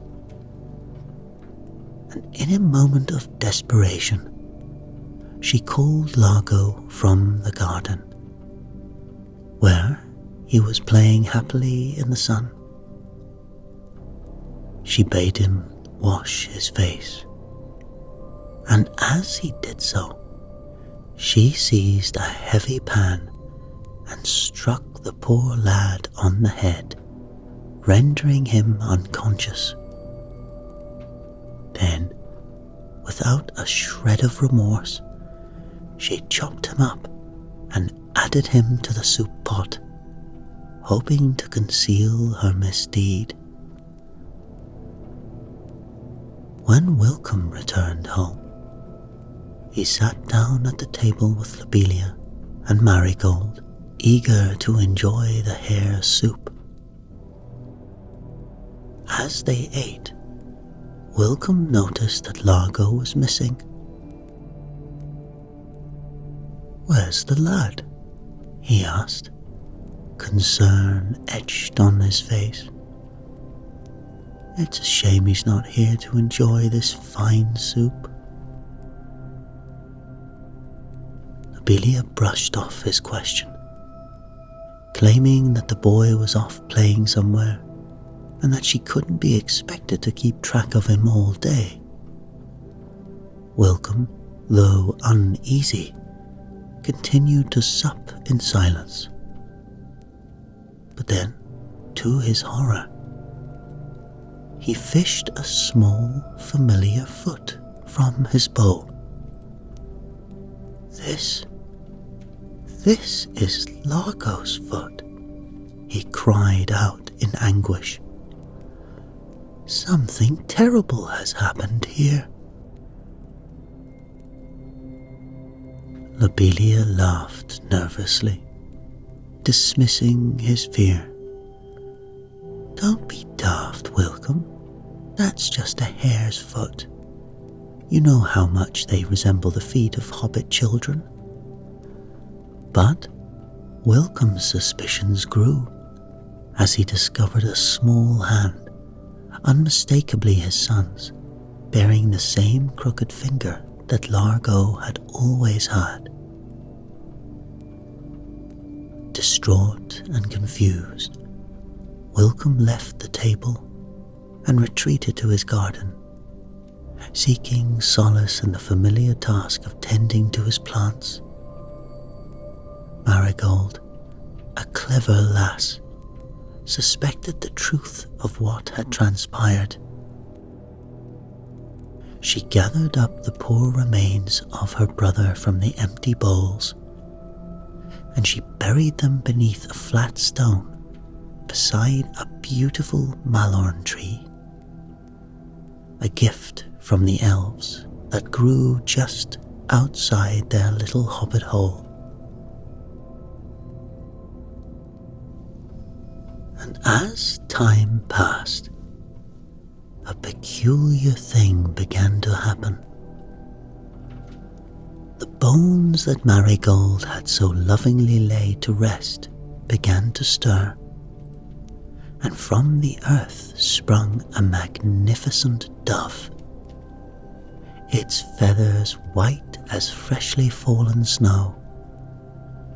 The dove took wing, soaring high above the South Farthing, until at last it came to rest upon the banks of the Brandywine River, where two hobbit lasses were washing their linens. The dove perched nearby, cooing softly to itself, before bursting into song. And it sang, "Coo, coo, my mother she slew, my father he ate, my sister kind fate buried my bones 'neath the malorn that groans. From the earth I arose, now in flight I repose. As a dove I soar high through Middle Earth's sky. The hobbit lasses marvelled at the strange song, sensing that there was more to this bird than meets the eye. They begged the dove to sing again, offering it a bundle of their finest linens in exchange. The dove obliged, and with the linens tucked beneath its wing, it took flight once more. The dove's journey led it to a grand hobbit hole, where a wealthy hobbit was counting out his silver. Perching upon the windowsill, the dove once again sang its haunting tune. The rich hobbit, astounded by the bird's song, offered it a pouch heavy with silver in exchange for an encore. The dove accepted, adding the pouch to its growing collection of gifts. And onward the dove flew again, until it reached a mill where two hobbits were grinding wheat. Once again, the dove shared its melancholy song. The millers, moved by the tale, offered the dove a millstone, which it hefted upon its back with surprising strength. And now, laden with its cargo, the dove at last returned home, where it settled upon the roof, arranging its treasures before dropping pebbles down the chimney. Inside, Welcome, Lobelia, and Marigold were all seated at the table, silent and sullen. But of course, the falling pebbles startled them, sending soot billowing out through the room. Marigold, quick on her feet, rushed out to investigate.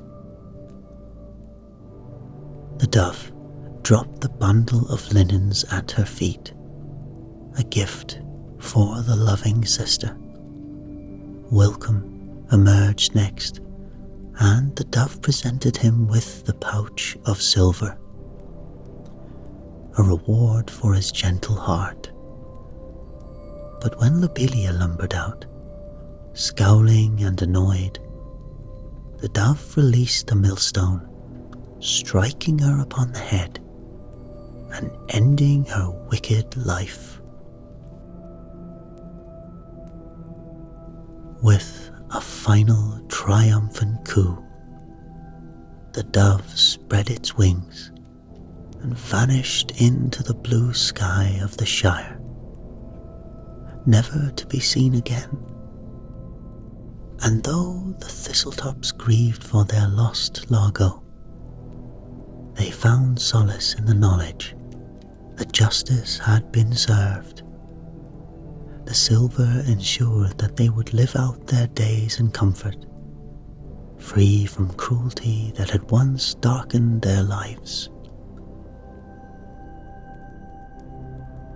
And so, this tale of the dove has become a cherished part of Hobbit folklore, passed down from generation to generation. It serves as a reminder that even in the face of great evil, love and righteousness could prevail. And it is said, in the years that followed, the malorn tree beneath which Largo's bones had been buried grew tall and strong, its leaves shimmering like gold in the sunlight.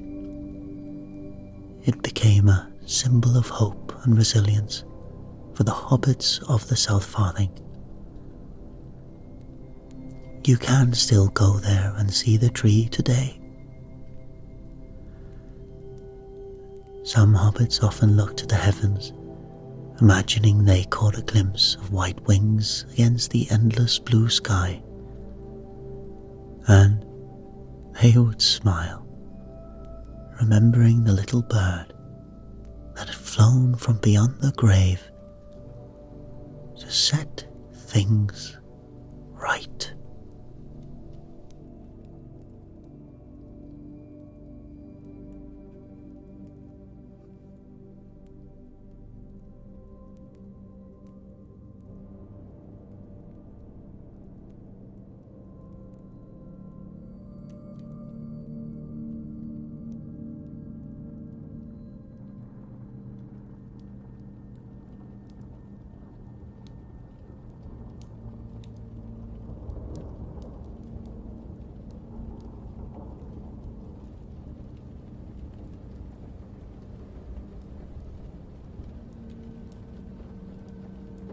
It is with great delight that I once again invite you to journey through the enchanting stories of the Shire. Having spent many a night in the company of my fellow hobbits, sharing and listening to tales by the fireside, I've been eager to bring you further into the rich traditions of our folklore stories. This collection will delve deeper into the heart of the Shire, uncovering tales that have been perhaps forgotten or overlooked in the bustling daily lives of our peaceful land. So whether you are a returning friend or a newcomer to these tales, whether you are a hobbit, a wise wizard, a noble elf, or a stout-hearted dwarf, I extend you a warm welcome. Join me as we explore the folklore that defines us, tales of bravery, kindness, and the simple joys that make our lives so rich. Welcome back to the Shire, dear listener. May our stories once more fill your heart with warmth.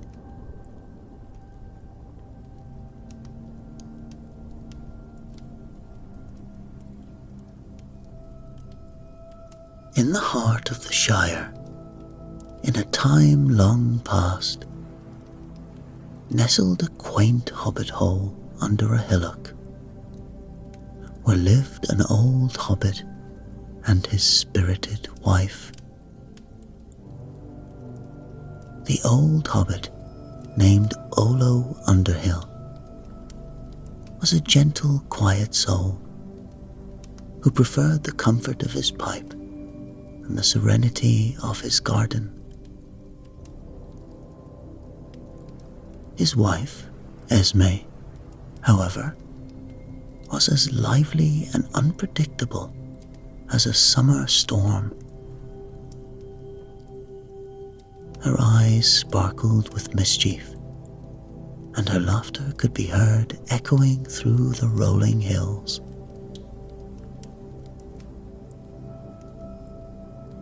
Esme's antics were the talk of the neighbouring hobbit holes. The hobbits of the Shire, ever fond of their routines and wary of anything out of the ordinary, often exchanged nervous glances and hushed whispers whenever she passed by. They spoke of her peculiar habits, her mysterious disappearances at twilight, and the way she returned at dawn, pale and exhausted, as if she had been travelling great distances or performing arduous tasks throughout the night.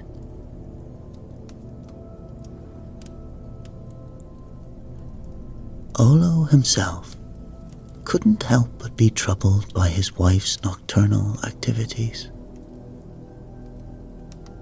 Despite his deep love for her, a shadow of fear crept into his heart. He wondered if the rumors might hold some truth. Could his beloved Esme truly be dabbling in magic and witchcraft? Every evening, as the sun dipped below the horizon and the twilight cast its long shadows over the Shire, Esme would slip away, vanishing into the gloom. No matter how closely Olo watched, she always managed to evade his sight,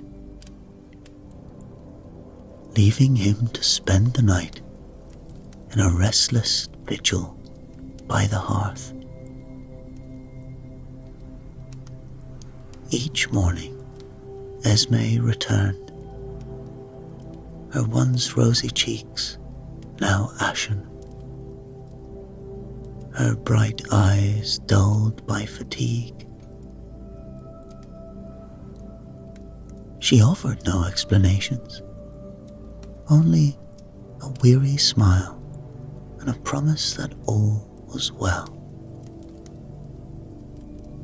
Yet, her assurances did little to ease Olo's troubled mind.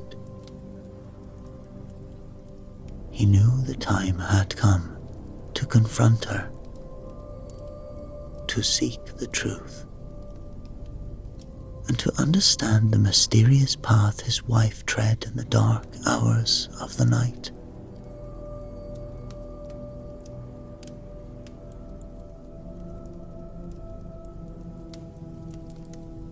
Night after night, he tried to watch her closely,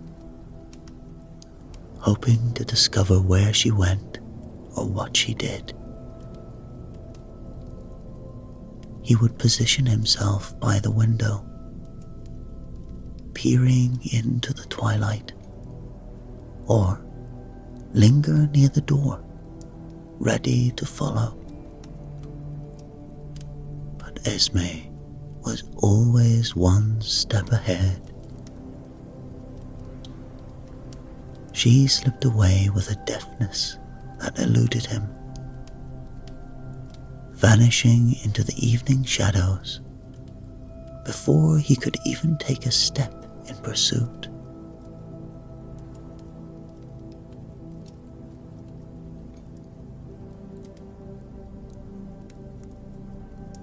The uncertainty gnawed at Olo, each night adding to the weight of his suspicions. He could no longer bear the mystery that clouded his beloved wife's actions. And so it is said that one day, as the sun dipped low and the first stars began to twinkle in the sky, he confronted her directly.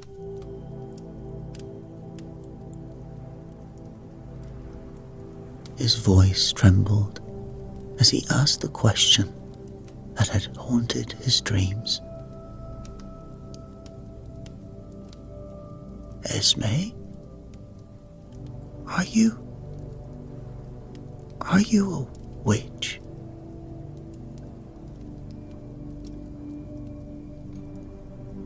To his shock and dismay, she did not hesitate. Her eyes met his with a calm and knowing gaze. Yes, Olo, I am a witch, she confessed, her tone devoid of any pretense. But if you promise to keep my secret, I will tell you about my midnight adventures the next time I go.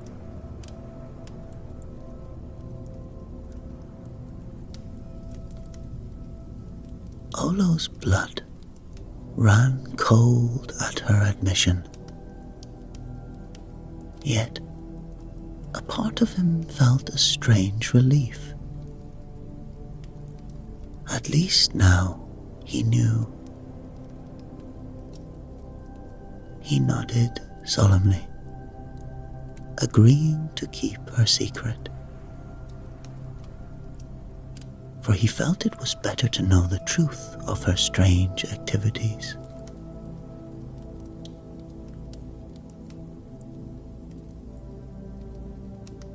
It wasn't long before he learned more. The very next week, the moon was new, a time, as every hobbit knows, when witches are most likely to stir.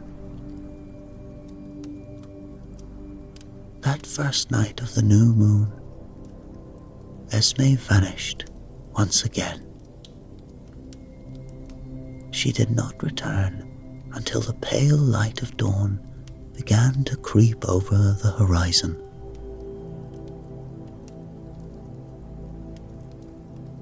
When she finally came back, looking weary but elated, Olo was waiting for her by the hearth.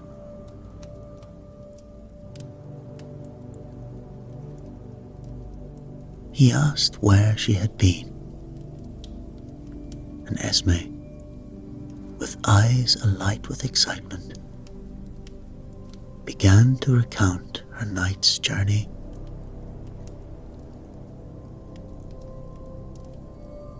She told him how she and 4 like-minded companions had gathered at the old stone circle on the moor. There, they mounted branches of the green bay tree and stalks of hemlock, which magically transformed into swift steeds.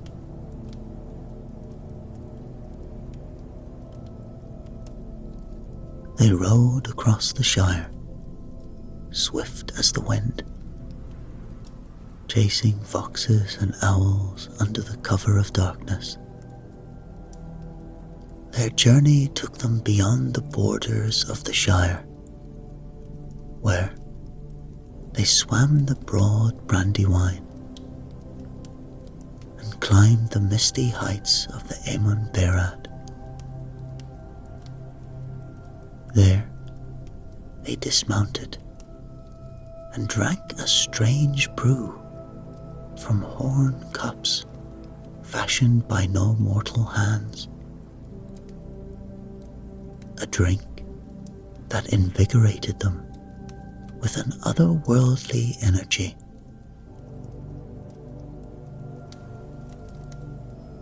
Then, a tiny figure, smaller than a hobbit child, emerged from a great mossy stone, playing a set of bagpipes that produced the most enchanting music.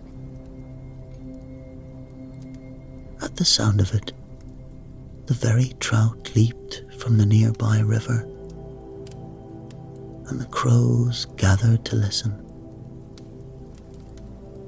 The witches danced with wild abandon, their fatigue forgotten in the magic of the moment.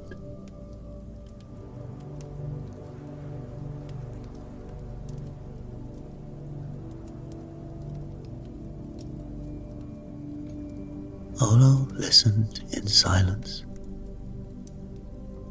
his head shaking slowly as he absorbed her tale. When she finally finished, he sighed and he said,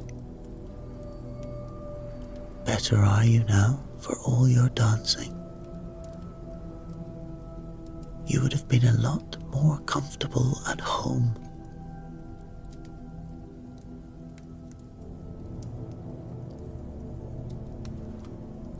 Esme merely smiled, her secret now shared, and her night's adventures still fresh in her mind.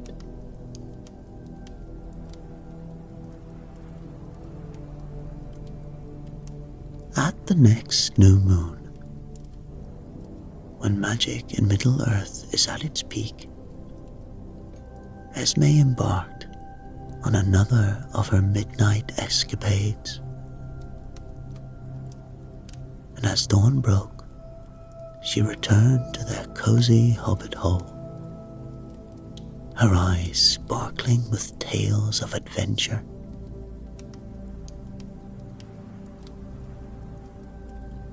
This time, she regaled Olo with an even more fantastical journey.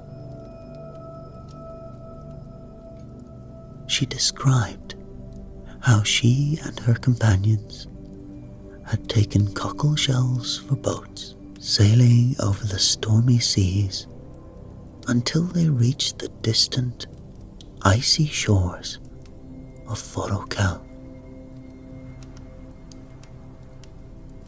There, they had disembarked and mounted invisible horses made from wind. These ethereal steeds carried them over the towering mountains, through shadowy glens, and across glittering glaciers, all the way to the land of the Lasoth, the snow-dwelling folk. In this frozen realm, beneath the shimmering northern lights, a grand festival was underway.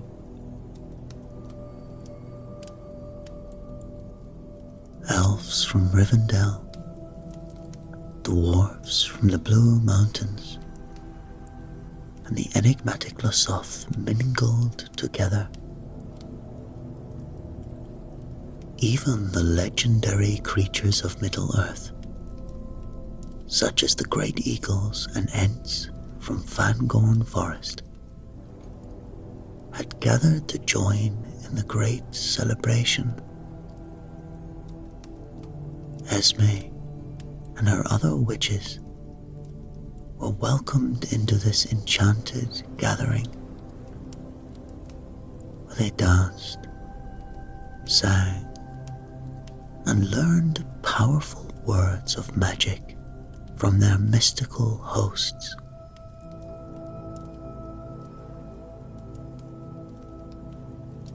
These words, Esme explained, held the power to undo any lock and unbar any door, granting the witches entry to any place they desired.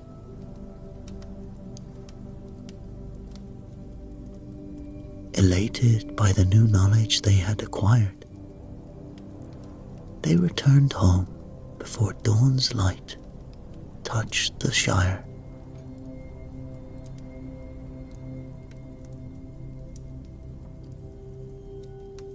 Olo listened with a mix of awe and skepticism. "What took you to such a land as that?" he asked, a hint of contempt in his voice. "You would have been a far sight warmer in your bed."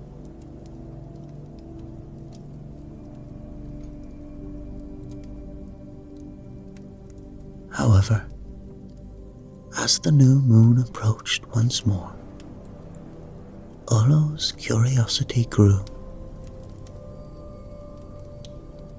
When Esme returned from her next adventure, his interest was piqued.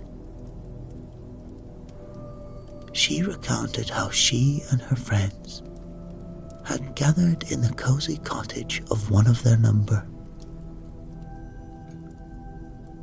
they had heard tales of a rare and exquisite wine in the cellar of a noble lord in Bree, a treasure too tempting to resist.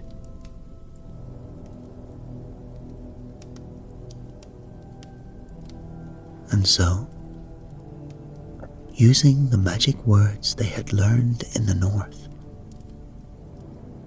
they placed their feet on the iron crook above the hearth. Instantly, they flew up the chimney like wisps of smoke and sailed through the night air, arriving swiftly at the noble lord's grand house in Bree.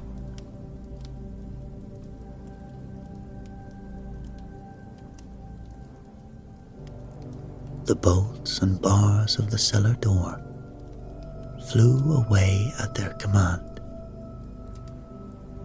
and they descended into the cellar to sample the fine, rare wine.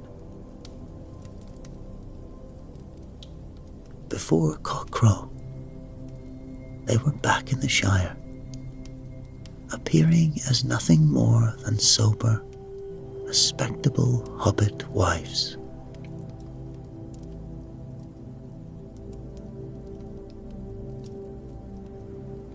This tale of wine and magic ignited a spark in Olo.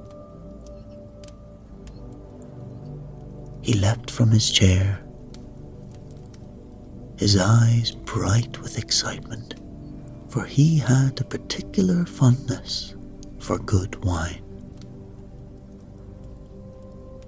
"Esme, you are full of surprises," he exclaimed. "Tell me the words, my dear, and I will visit this lord's cellar myself."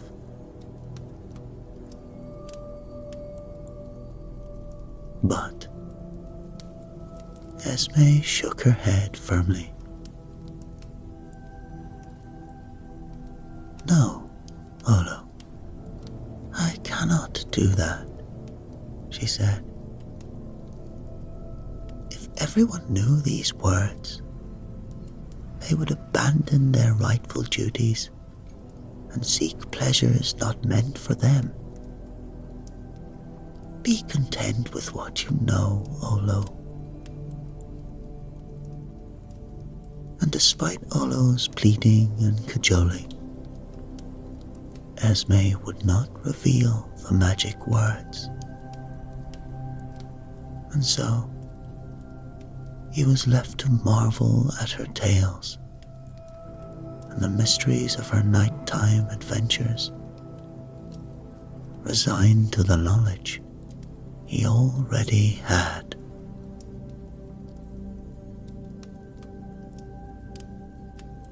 Although Olo tried to persuade Esme with all the soft words he could muster,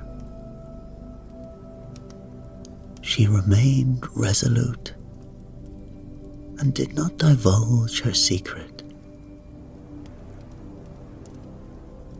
However, Olo was a sly old hobbit, and the thought of that exquisite wine gave him no rest. Night after night, he hid in the shadows of the old cottage, hoping to overhear his wife and her friends. And for many nights, his efforts were in vain. He would crouch behind the hedge or conceal himself in the woodshed, straining to catch a glimpse of the mysterious gatherings.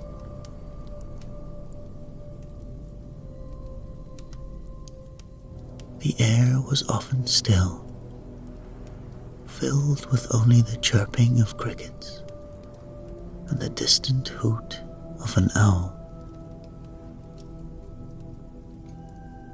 But Olo's persistence paid off. When one evening, as the moon hung like a silver coin in the sky, the whole coven of the 5 old hobbit women assembled.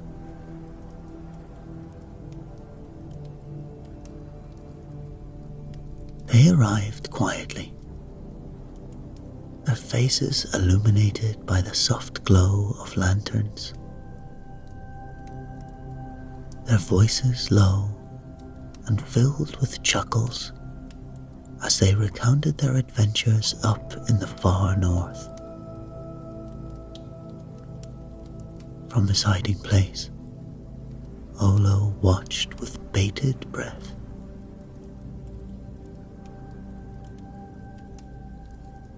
The women moved with practiced ease,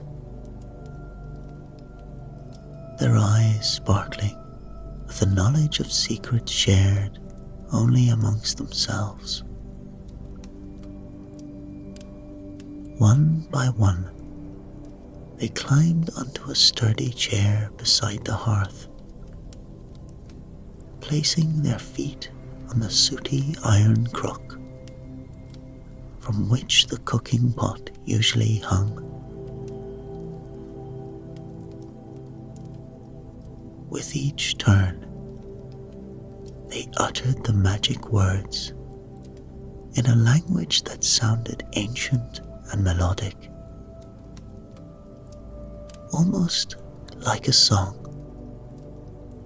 The words seemed to dance in the air, carrying a power that made the hair on Olo's arms stand on end.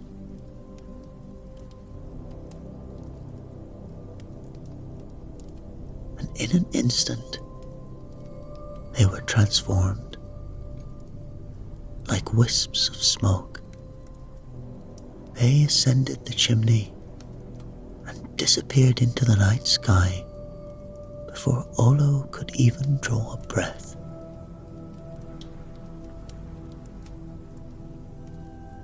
His heart pounded with excitement and a twinge of fear. Filled with determination, Olo crawled out of his hiding place and hurried to the fireplace.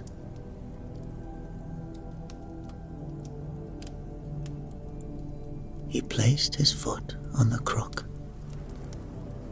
took a deep breath, and repeated the magic words he had heard.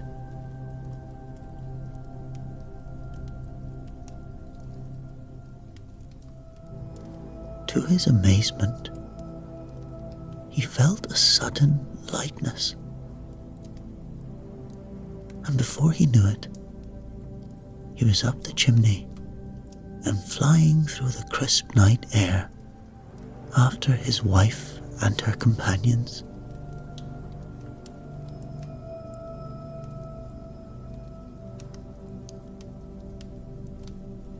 The sensation was exhilarating. The landscape of the Shire, unfolding below him like a patchwork quilt. The moonlight cast long shadows, and the stars seemed so close that he could almost touch them.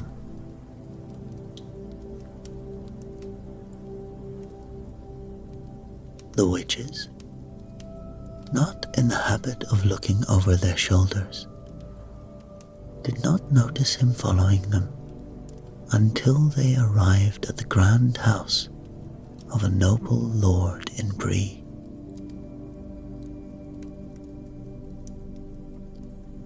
The house was a grand structure with high arching windows and ivy-clad walls. They descended silently into the cellar through an open window soft whispers blending with the creaking of the old timbers.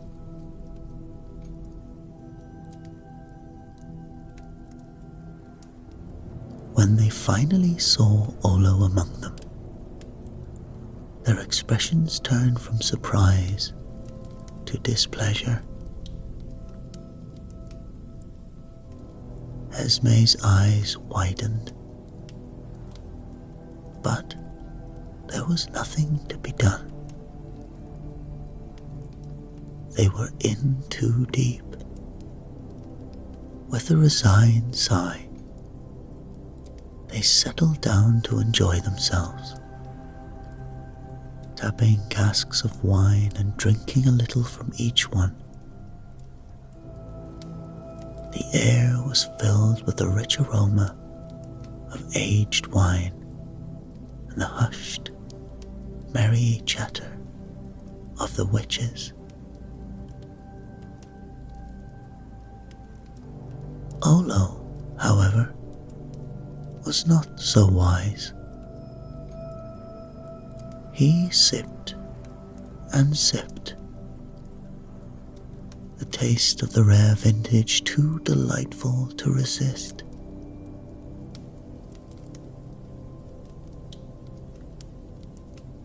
And as the night wore on, he became quite drowsy, eventually lying down on the cool stone floor and falling fast asleep,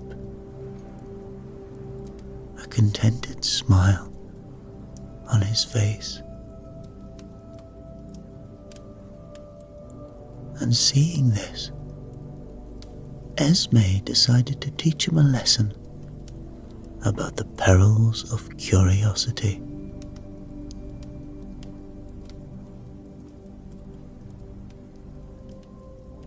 When it was time to leave, she and her friends departed without waking him up.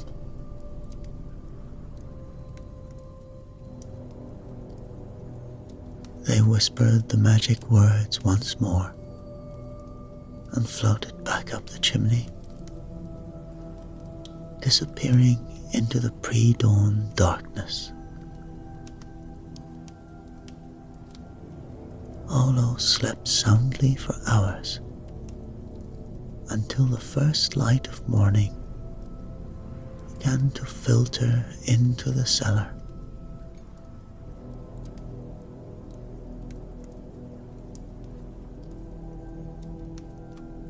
It was not long before two of the noble servants, coming down to fetch wine for their master's table, almost tripped over Olo in the darkness. Greatly astonished at finding a hobbit in their cellar, they dragged him up into the light. Olo blinked groggily, his head spinning from the rough awakening and the effects of the wine. The servants shook and cuffed him, demanding to know how he had come to be there.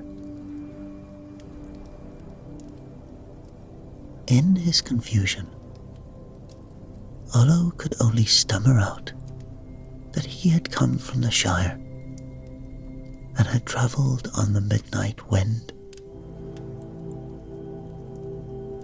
His words were slurred, his head still whirling with the remnants of his enchanted journey.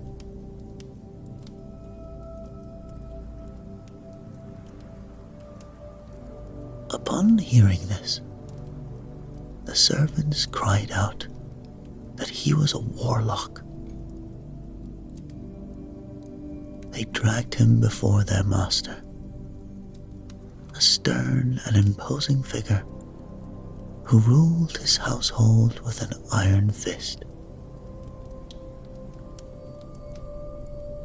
The noble lord horrified by warlocks and witches, ordered that Olo be burned alive.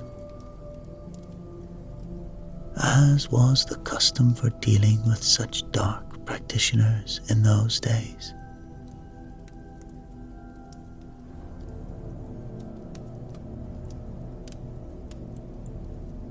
As the sentence was pronounced, Olo's heart sank. He desperately wished he had stayed in his bed and never pursued the allure of the noble's wine. But it was too late for regrets. The servants bound him with chains and led him out into the courtyard, where they fastened him to a great iron stake.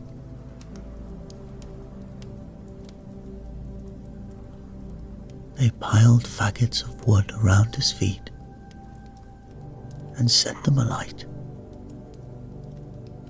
The flames crackling and growing with alarming speed.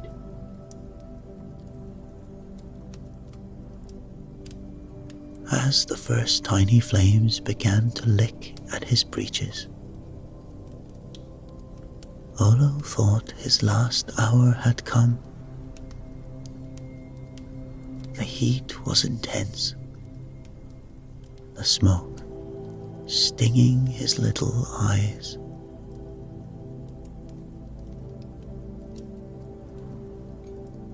He closed them, bracing himself for the inevitable,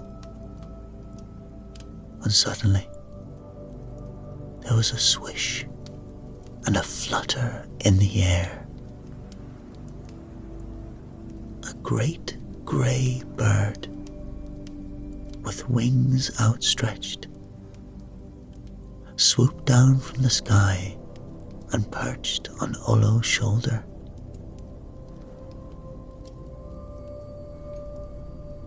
In its beak, it held a little red cap, which it promptly placed on Olo's head. The onlookers gasped in amazement, their eyes wide with shock. To Olo's ears, the bird's croak was the sweetest sound he had ever heard. It was no ordinary bird, but the voice of his wife, whispering words of magic.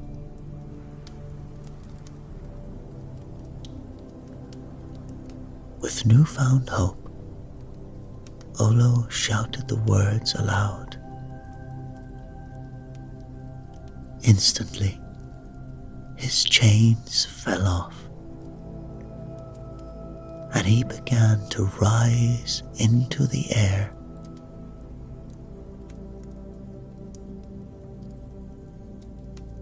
The flames below him flickered and died, unable to touch him as he soared higher and higher, leaving the courtyard far behind.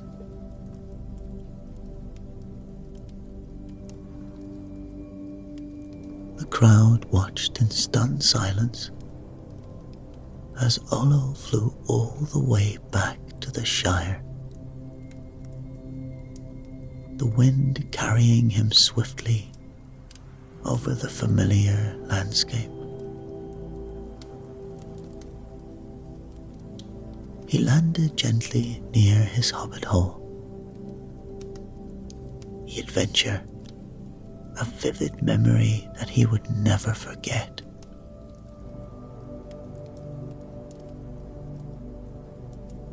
And once safely home, Olo never again tried to uncover Esme's secrets. He respected her mysterious ways and the powers she possessed. From that day forward, he was content to let her be, cherishing the warmth and safety of his home, and the knowledge that some mysteries were better left unsolved.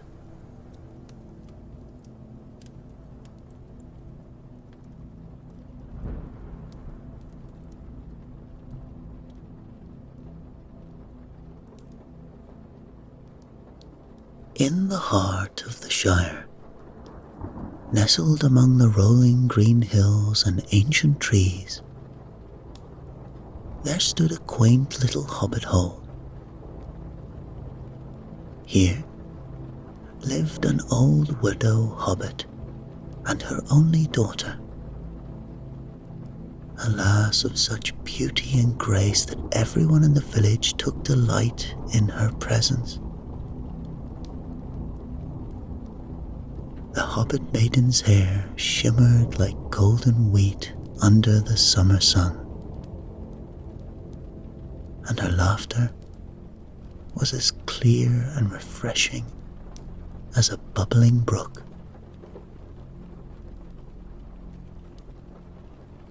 She was well loved by all who knew her, for her kindness matched her charm.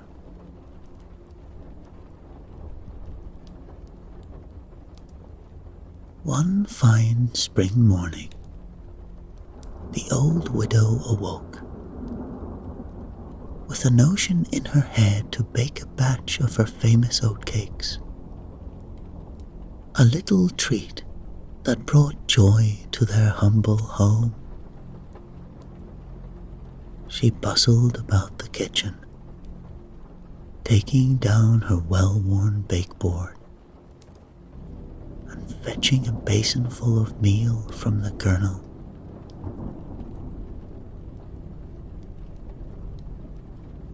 But when she went to seek a jug of water to mix with the meal, she found the jug empty. "Drat," she muttered, wiping her hands on her apron. "We've no water left in the house." Stepping outside, she called to her daughter, who was tending to the garden. The young hobbit was surrounded by the vibrant colors of blooming flowers, and the air was filled with the sweet scent of honeysuckle.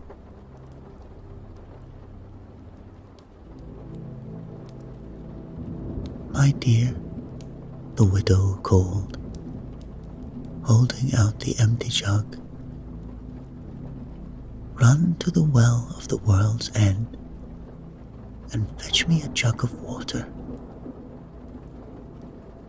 for I found that the water from the well of the world's end makes the best cakes."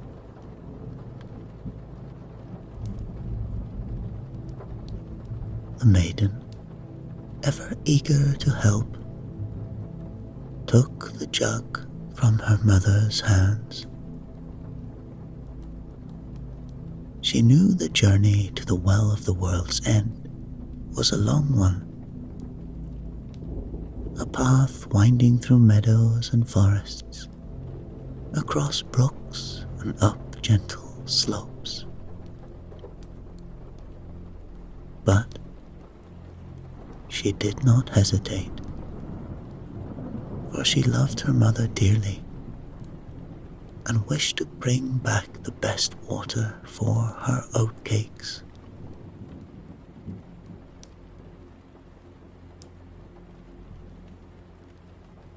With a cheerful heart, she set off on her errand.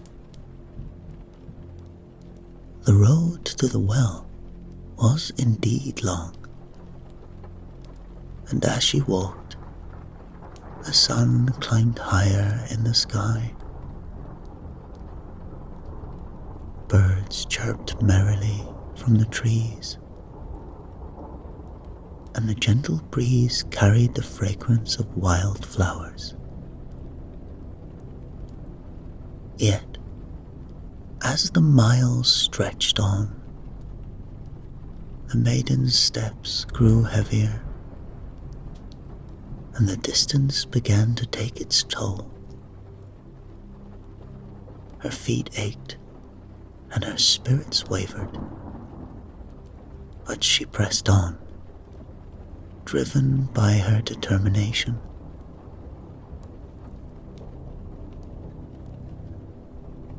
At long last, as the sun began its descent towards the horizon, she reached the well of the world's end. Her heart leaped with relief, but her joy was short-lived. The well, which should have been brimming with cool, clear water, was dry as a bone. Exhausted and disheartened, she sank down beside it, her eyes filling with tears.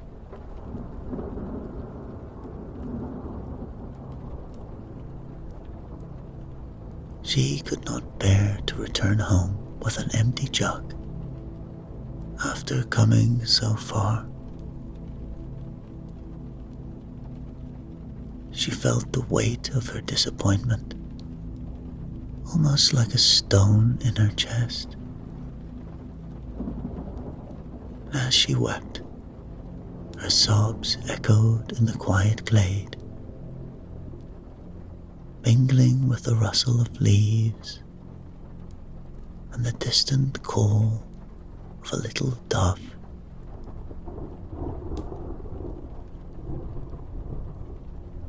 But it is said that while she cried, a bright-eyed robin, perched on a nearby stone, hopped closer to her.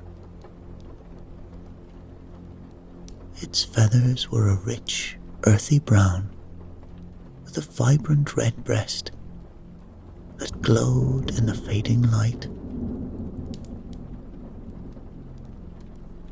The bird tilted its head, observing her with a curious and sympathetic gaze. "And why are you weeping, my dear?" the robin chirped, in a voice as soft as the whispering wind. "Is there something I can do to help you?"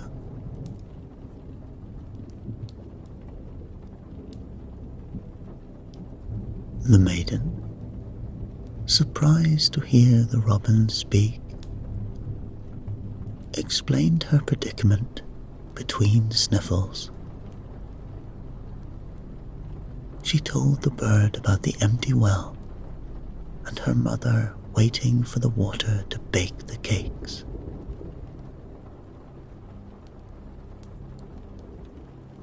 "Listen," said the robin softly, hopping even closer. "I can fill the well for you, but you must promise to be my bride."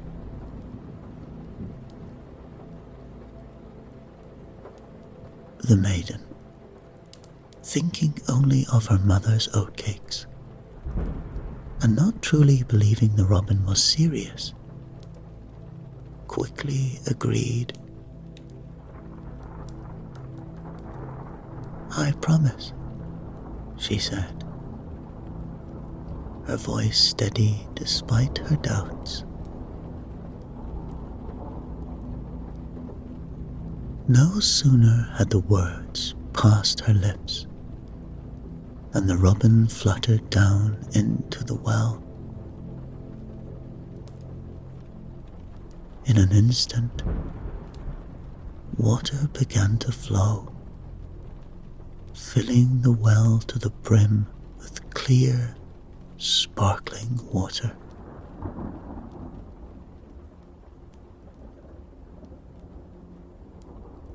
The maiden's heart leaped with joy. She filled her jug, thanked the robin, and hurried back home. Her spirits lifted by the successful completion of her quest. She did not dwell on the curious encounter with the robin, nor the strange promise she had made. Her mind was fixed on her mother's oatcakes and the joy that they would bring. As evening fell and the shadows grew long, the maiden and her mother sat together by the fire. The scent of freshly baked oatcakes filling the cozy hobbit hole. They shared stories and laughter, savoring the simple pleasures of their home. The glow from the hearth cast a warm light on the room, flickering on the walls adorned with keepsakes and memories of days gone by.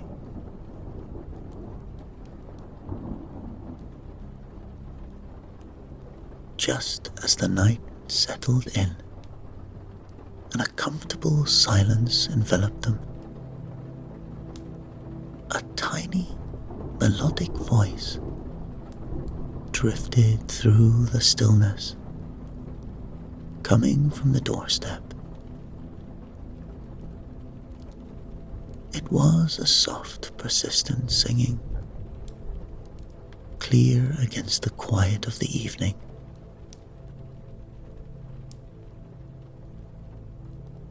It sang, "Oh, open the door, my honey, my heart. Oh, open the door, my true love so smart. Remember the promise that you and I made, down by the well where wishes are laid." The old widow raised her head, her ears attuned to the peculiar sound. "Wheesht," she said softly, motioning for silence. "What noise is that at the door?"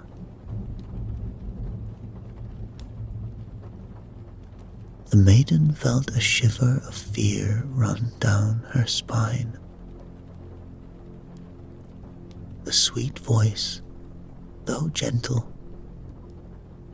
carried a weight of truth that unsettled her.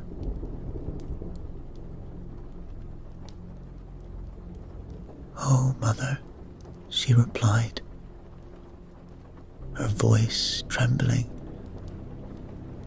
"It's just a poor little bird."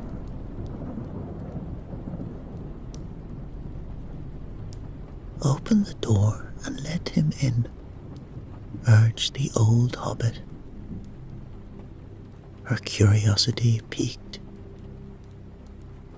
It's cold work sitting on the doorstep, even for a bird.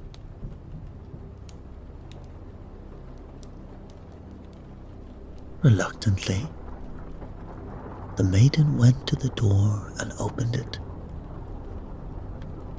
There, on the threshold, stood the robin, its little feathers gleaming in the light of the fire.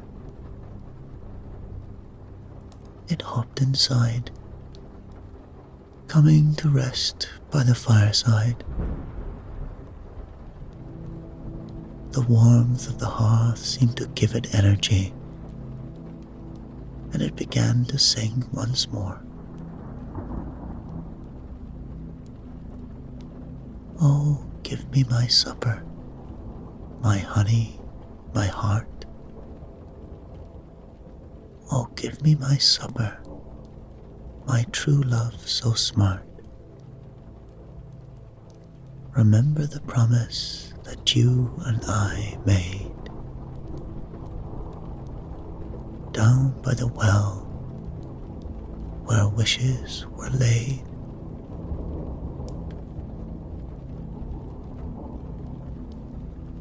Give the poor bird its supper, said the old hobbit kindly. He's an uncommon robin that can sing like that.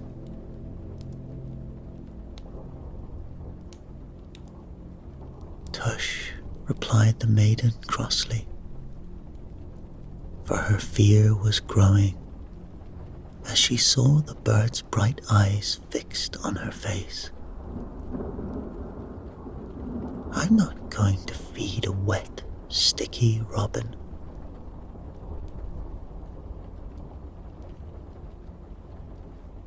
Don't be ill-natured and cruel, said her mother, frowning slightly. Who knows how far the little creature has traveled? I wager it would like some milk.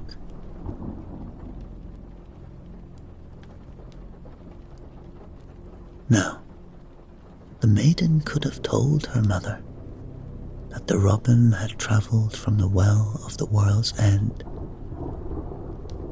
but she held her tongue. She went to the milk house and returned with a saucerful of milk, which she set down before the strange little visitor.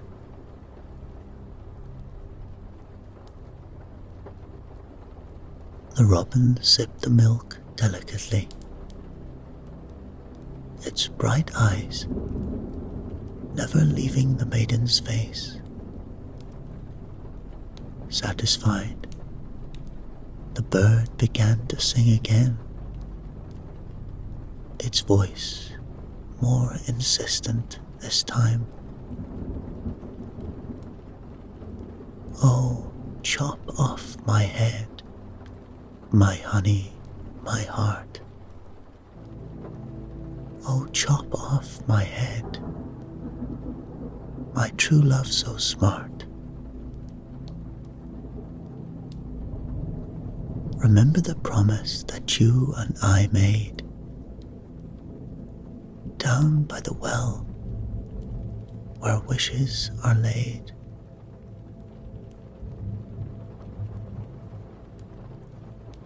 Stop that nonsense. Pay it no heed, exclaimed the old woman, running forward to stop her daughter, who was now raising an axe to chop off the robin's head.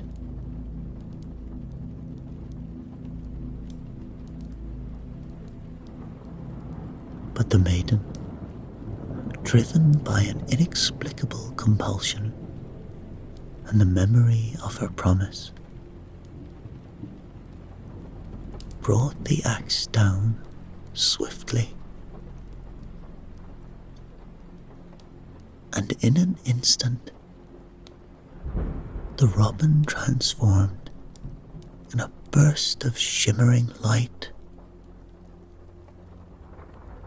Where the little bird had perched, there now stood the handsomest young elfin prince the maid had ever seen.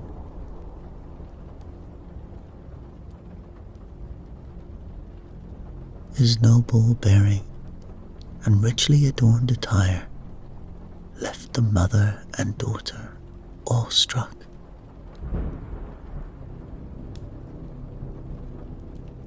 The prince wore garments of fine silk embroidered with silver threads that caught the firelight. His hair was blonde and flowed like a river down his back, and his eyes shone with a depth of wisdom and kindness.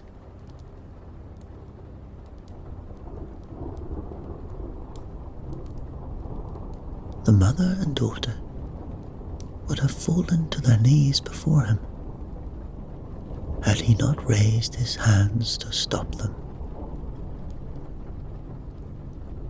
"'Tis I who shall kneel to thee, sweetheart," he said, turning to the blushing maiden,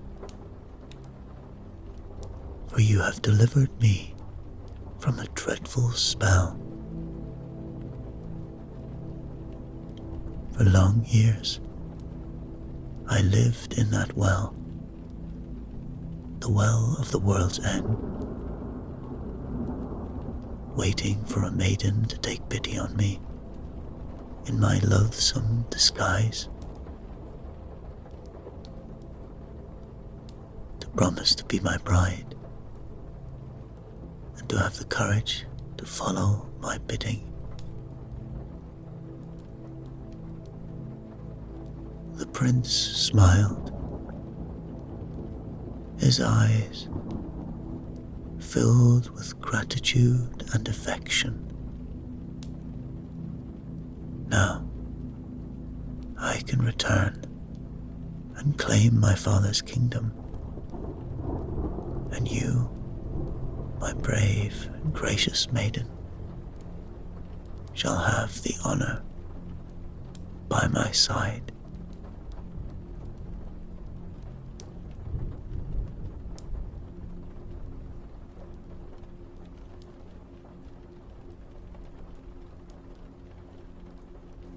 The maiden listened in awe, her heart swelling with a mixture of relief and happiness. "And so," he continued, "because of your kindness and bravery, you will have to come with me to Rivendell, where we shall wed and rule together. The elves will welcome you, and my people will rejoice to see their prince returned and the kingdom restored."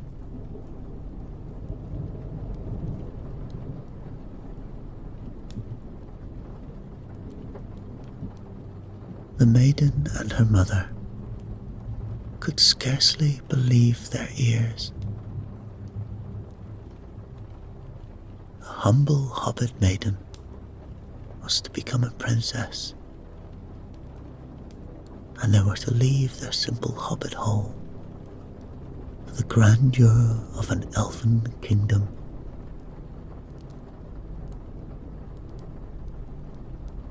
And so it was that the hobbit maiden, who fetched water from the well of the world's end, became a princess. She and the prince returned to Rivendell, a land of beauty and enchantment, where they ruled with wisdom and kindness, forever remembered for their courage and love. The hobbits of the Shire never forgot this tale, and it was told and retold, a story of hope and the enduring power of promises kept.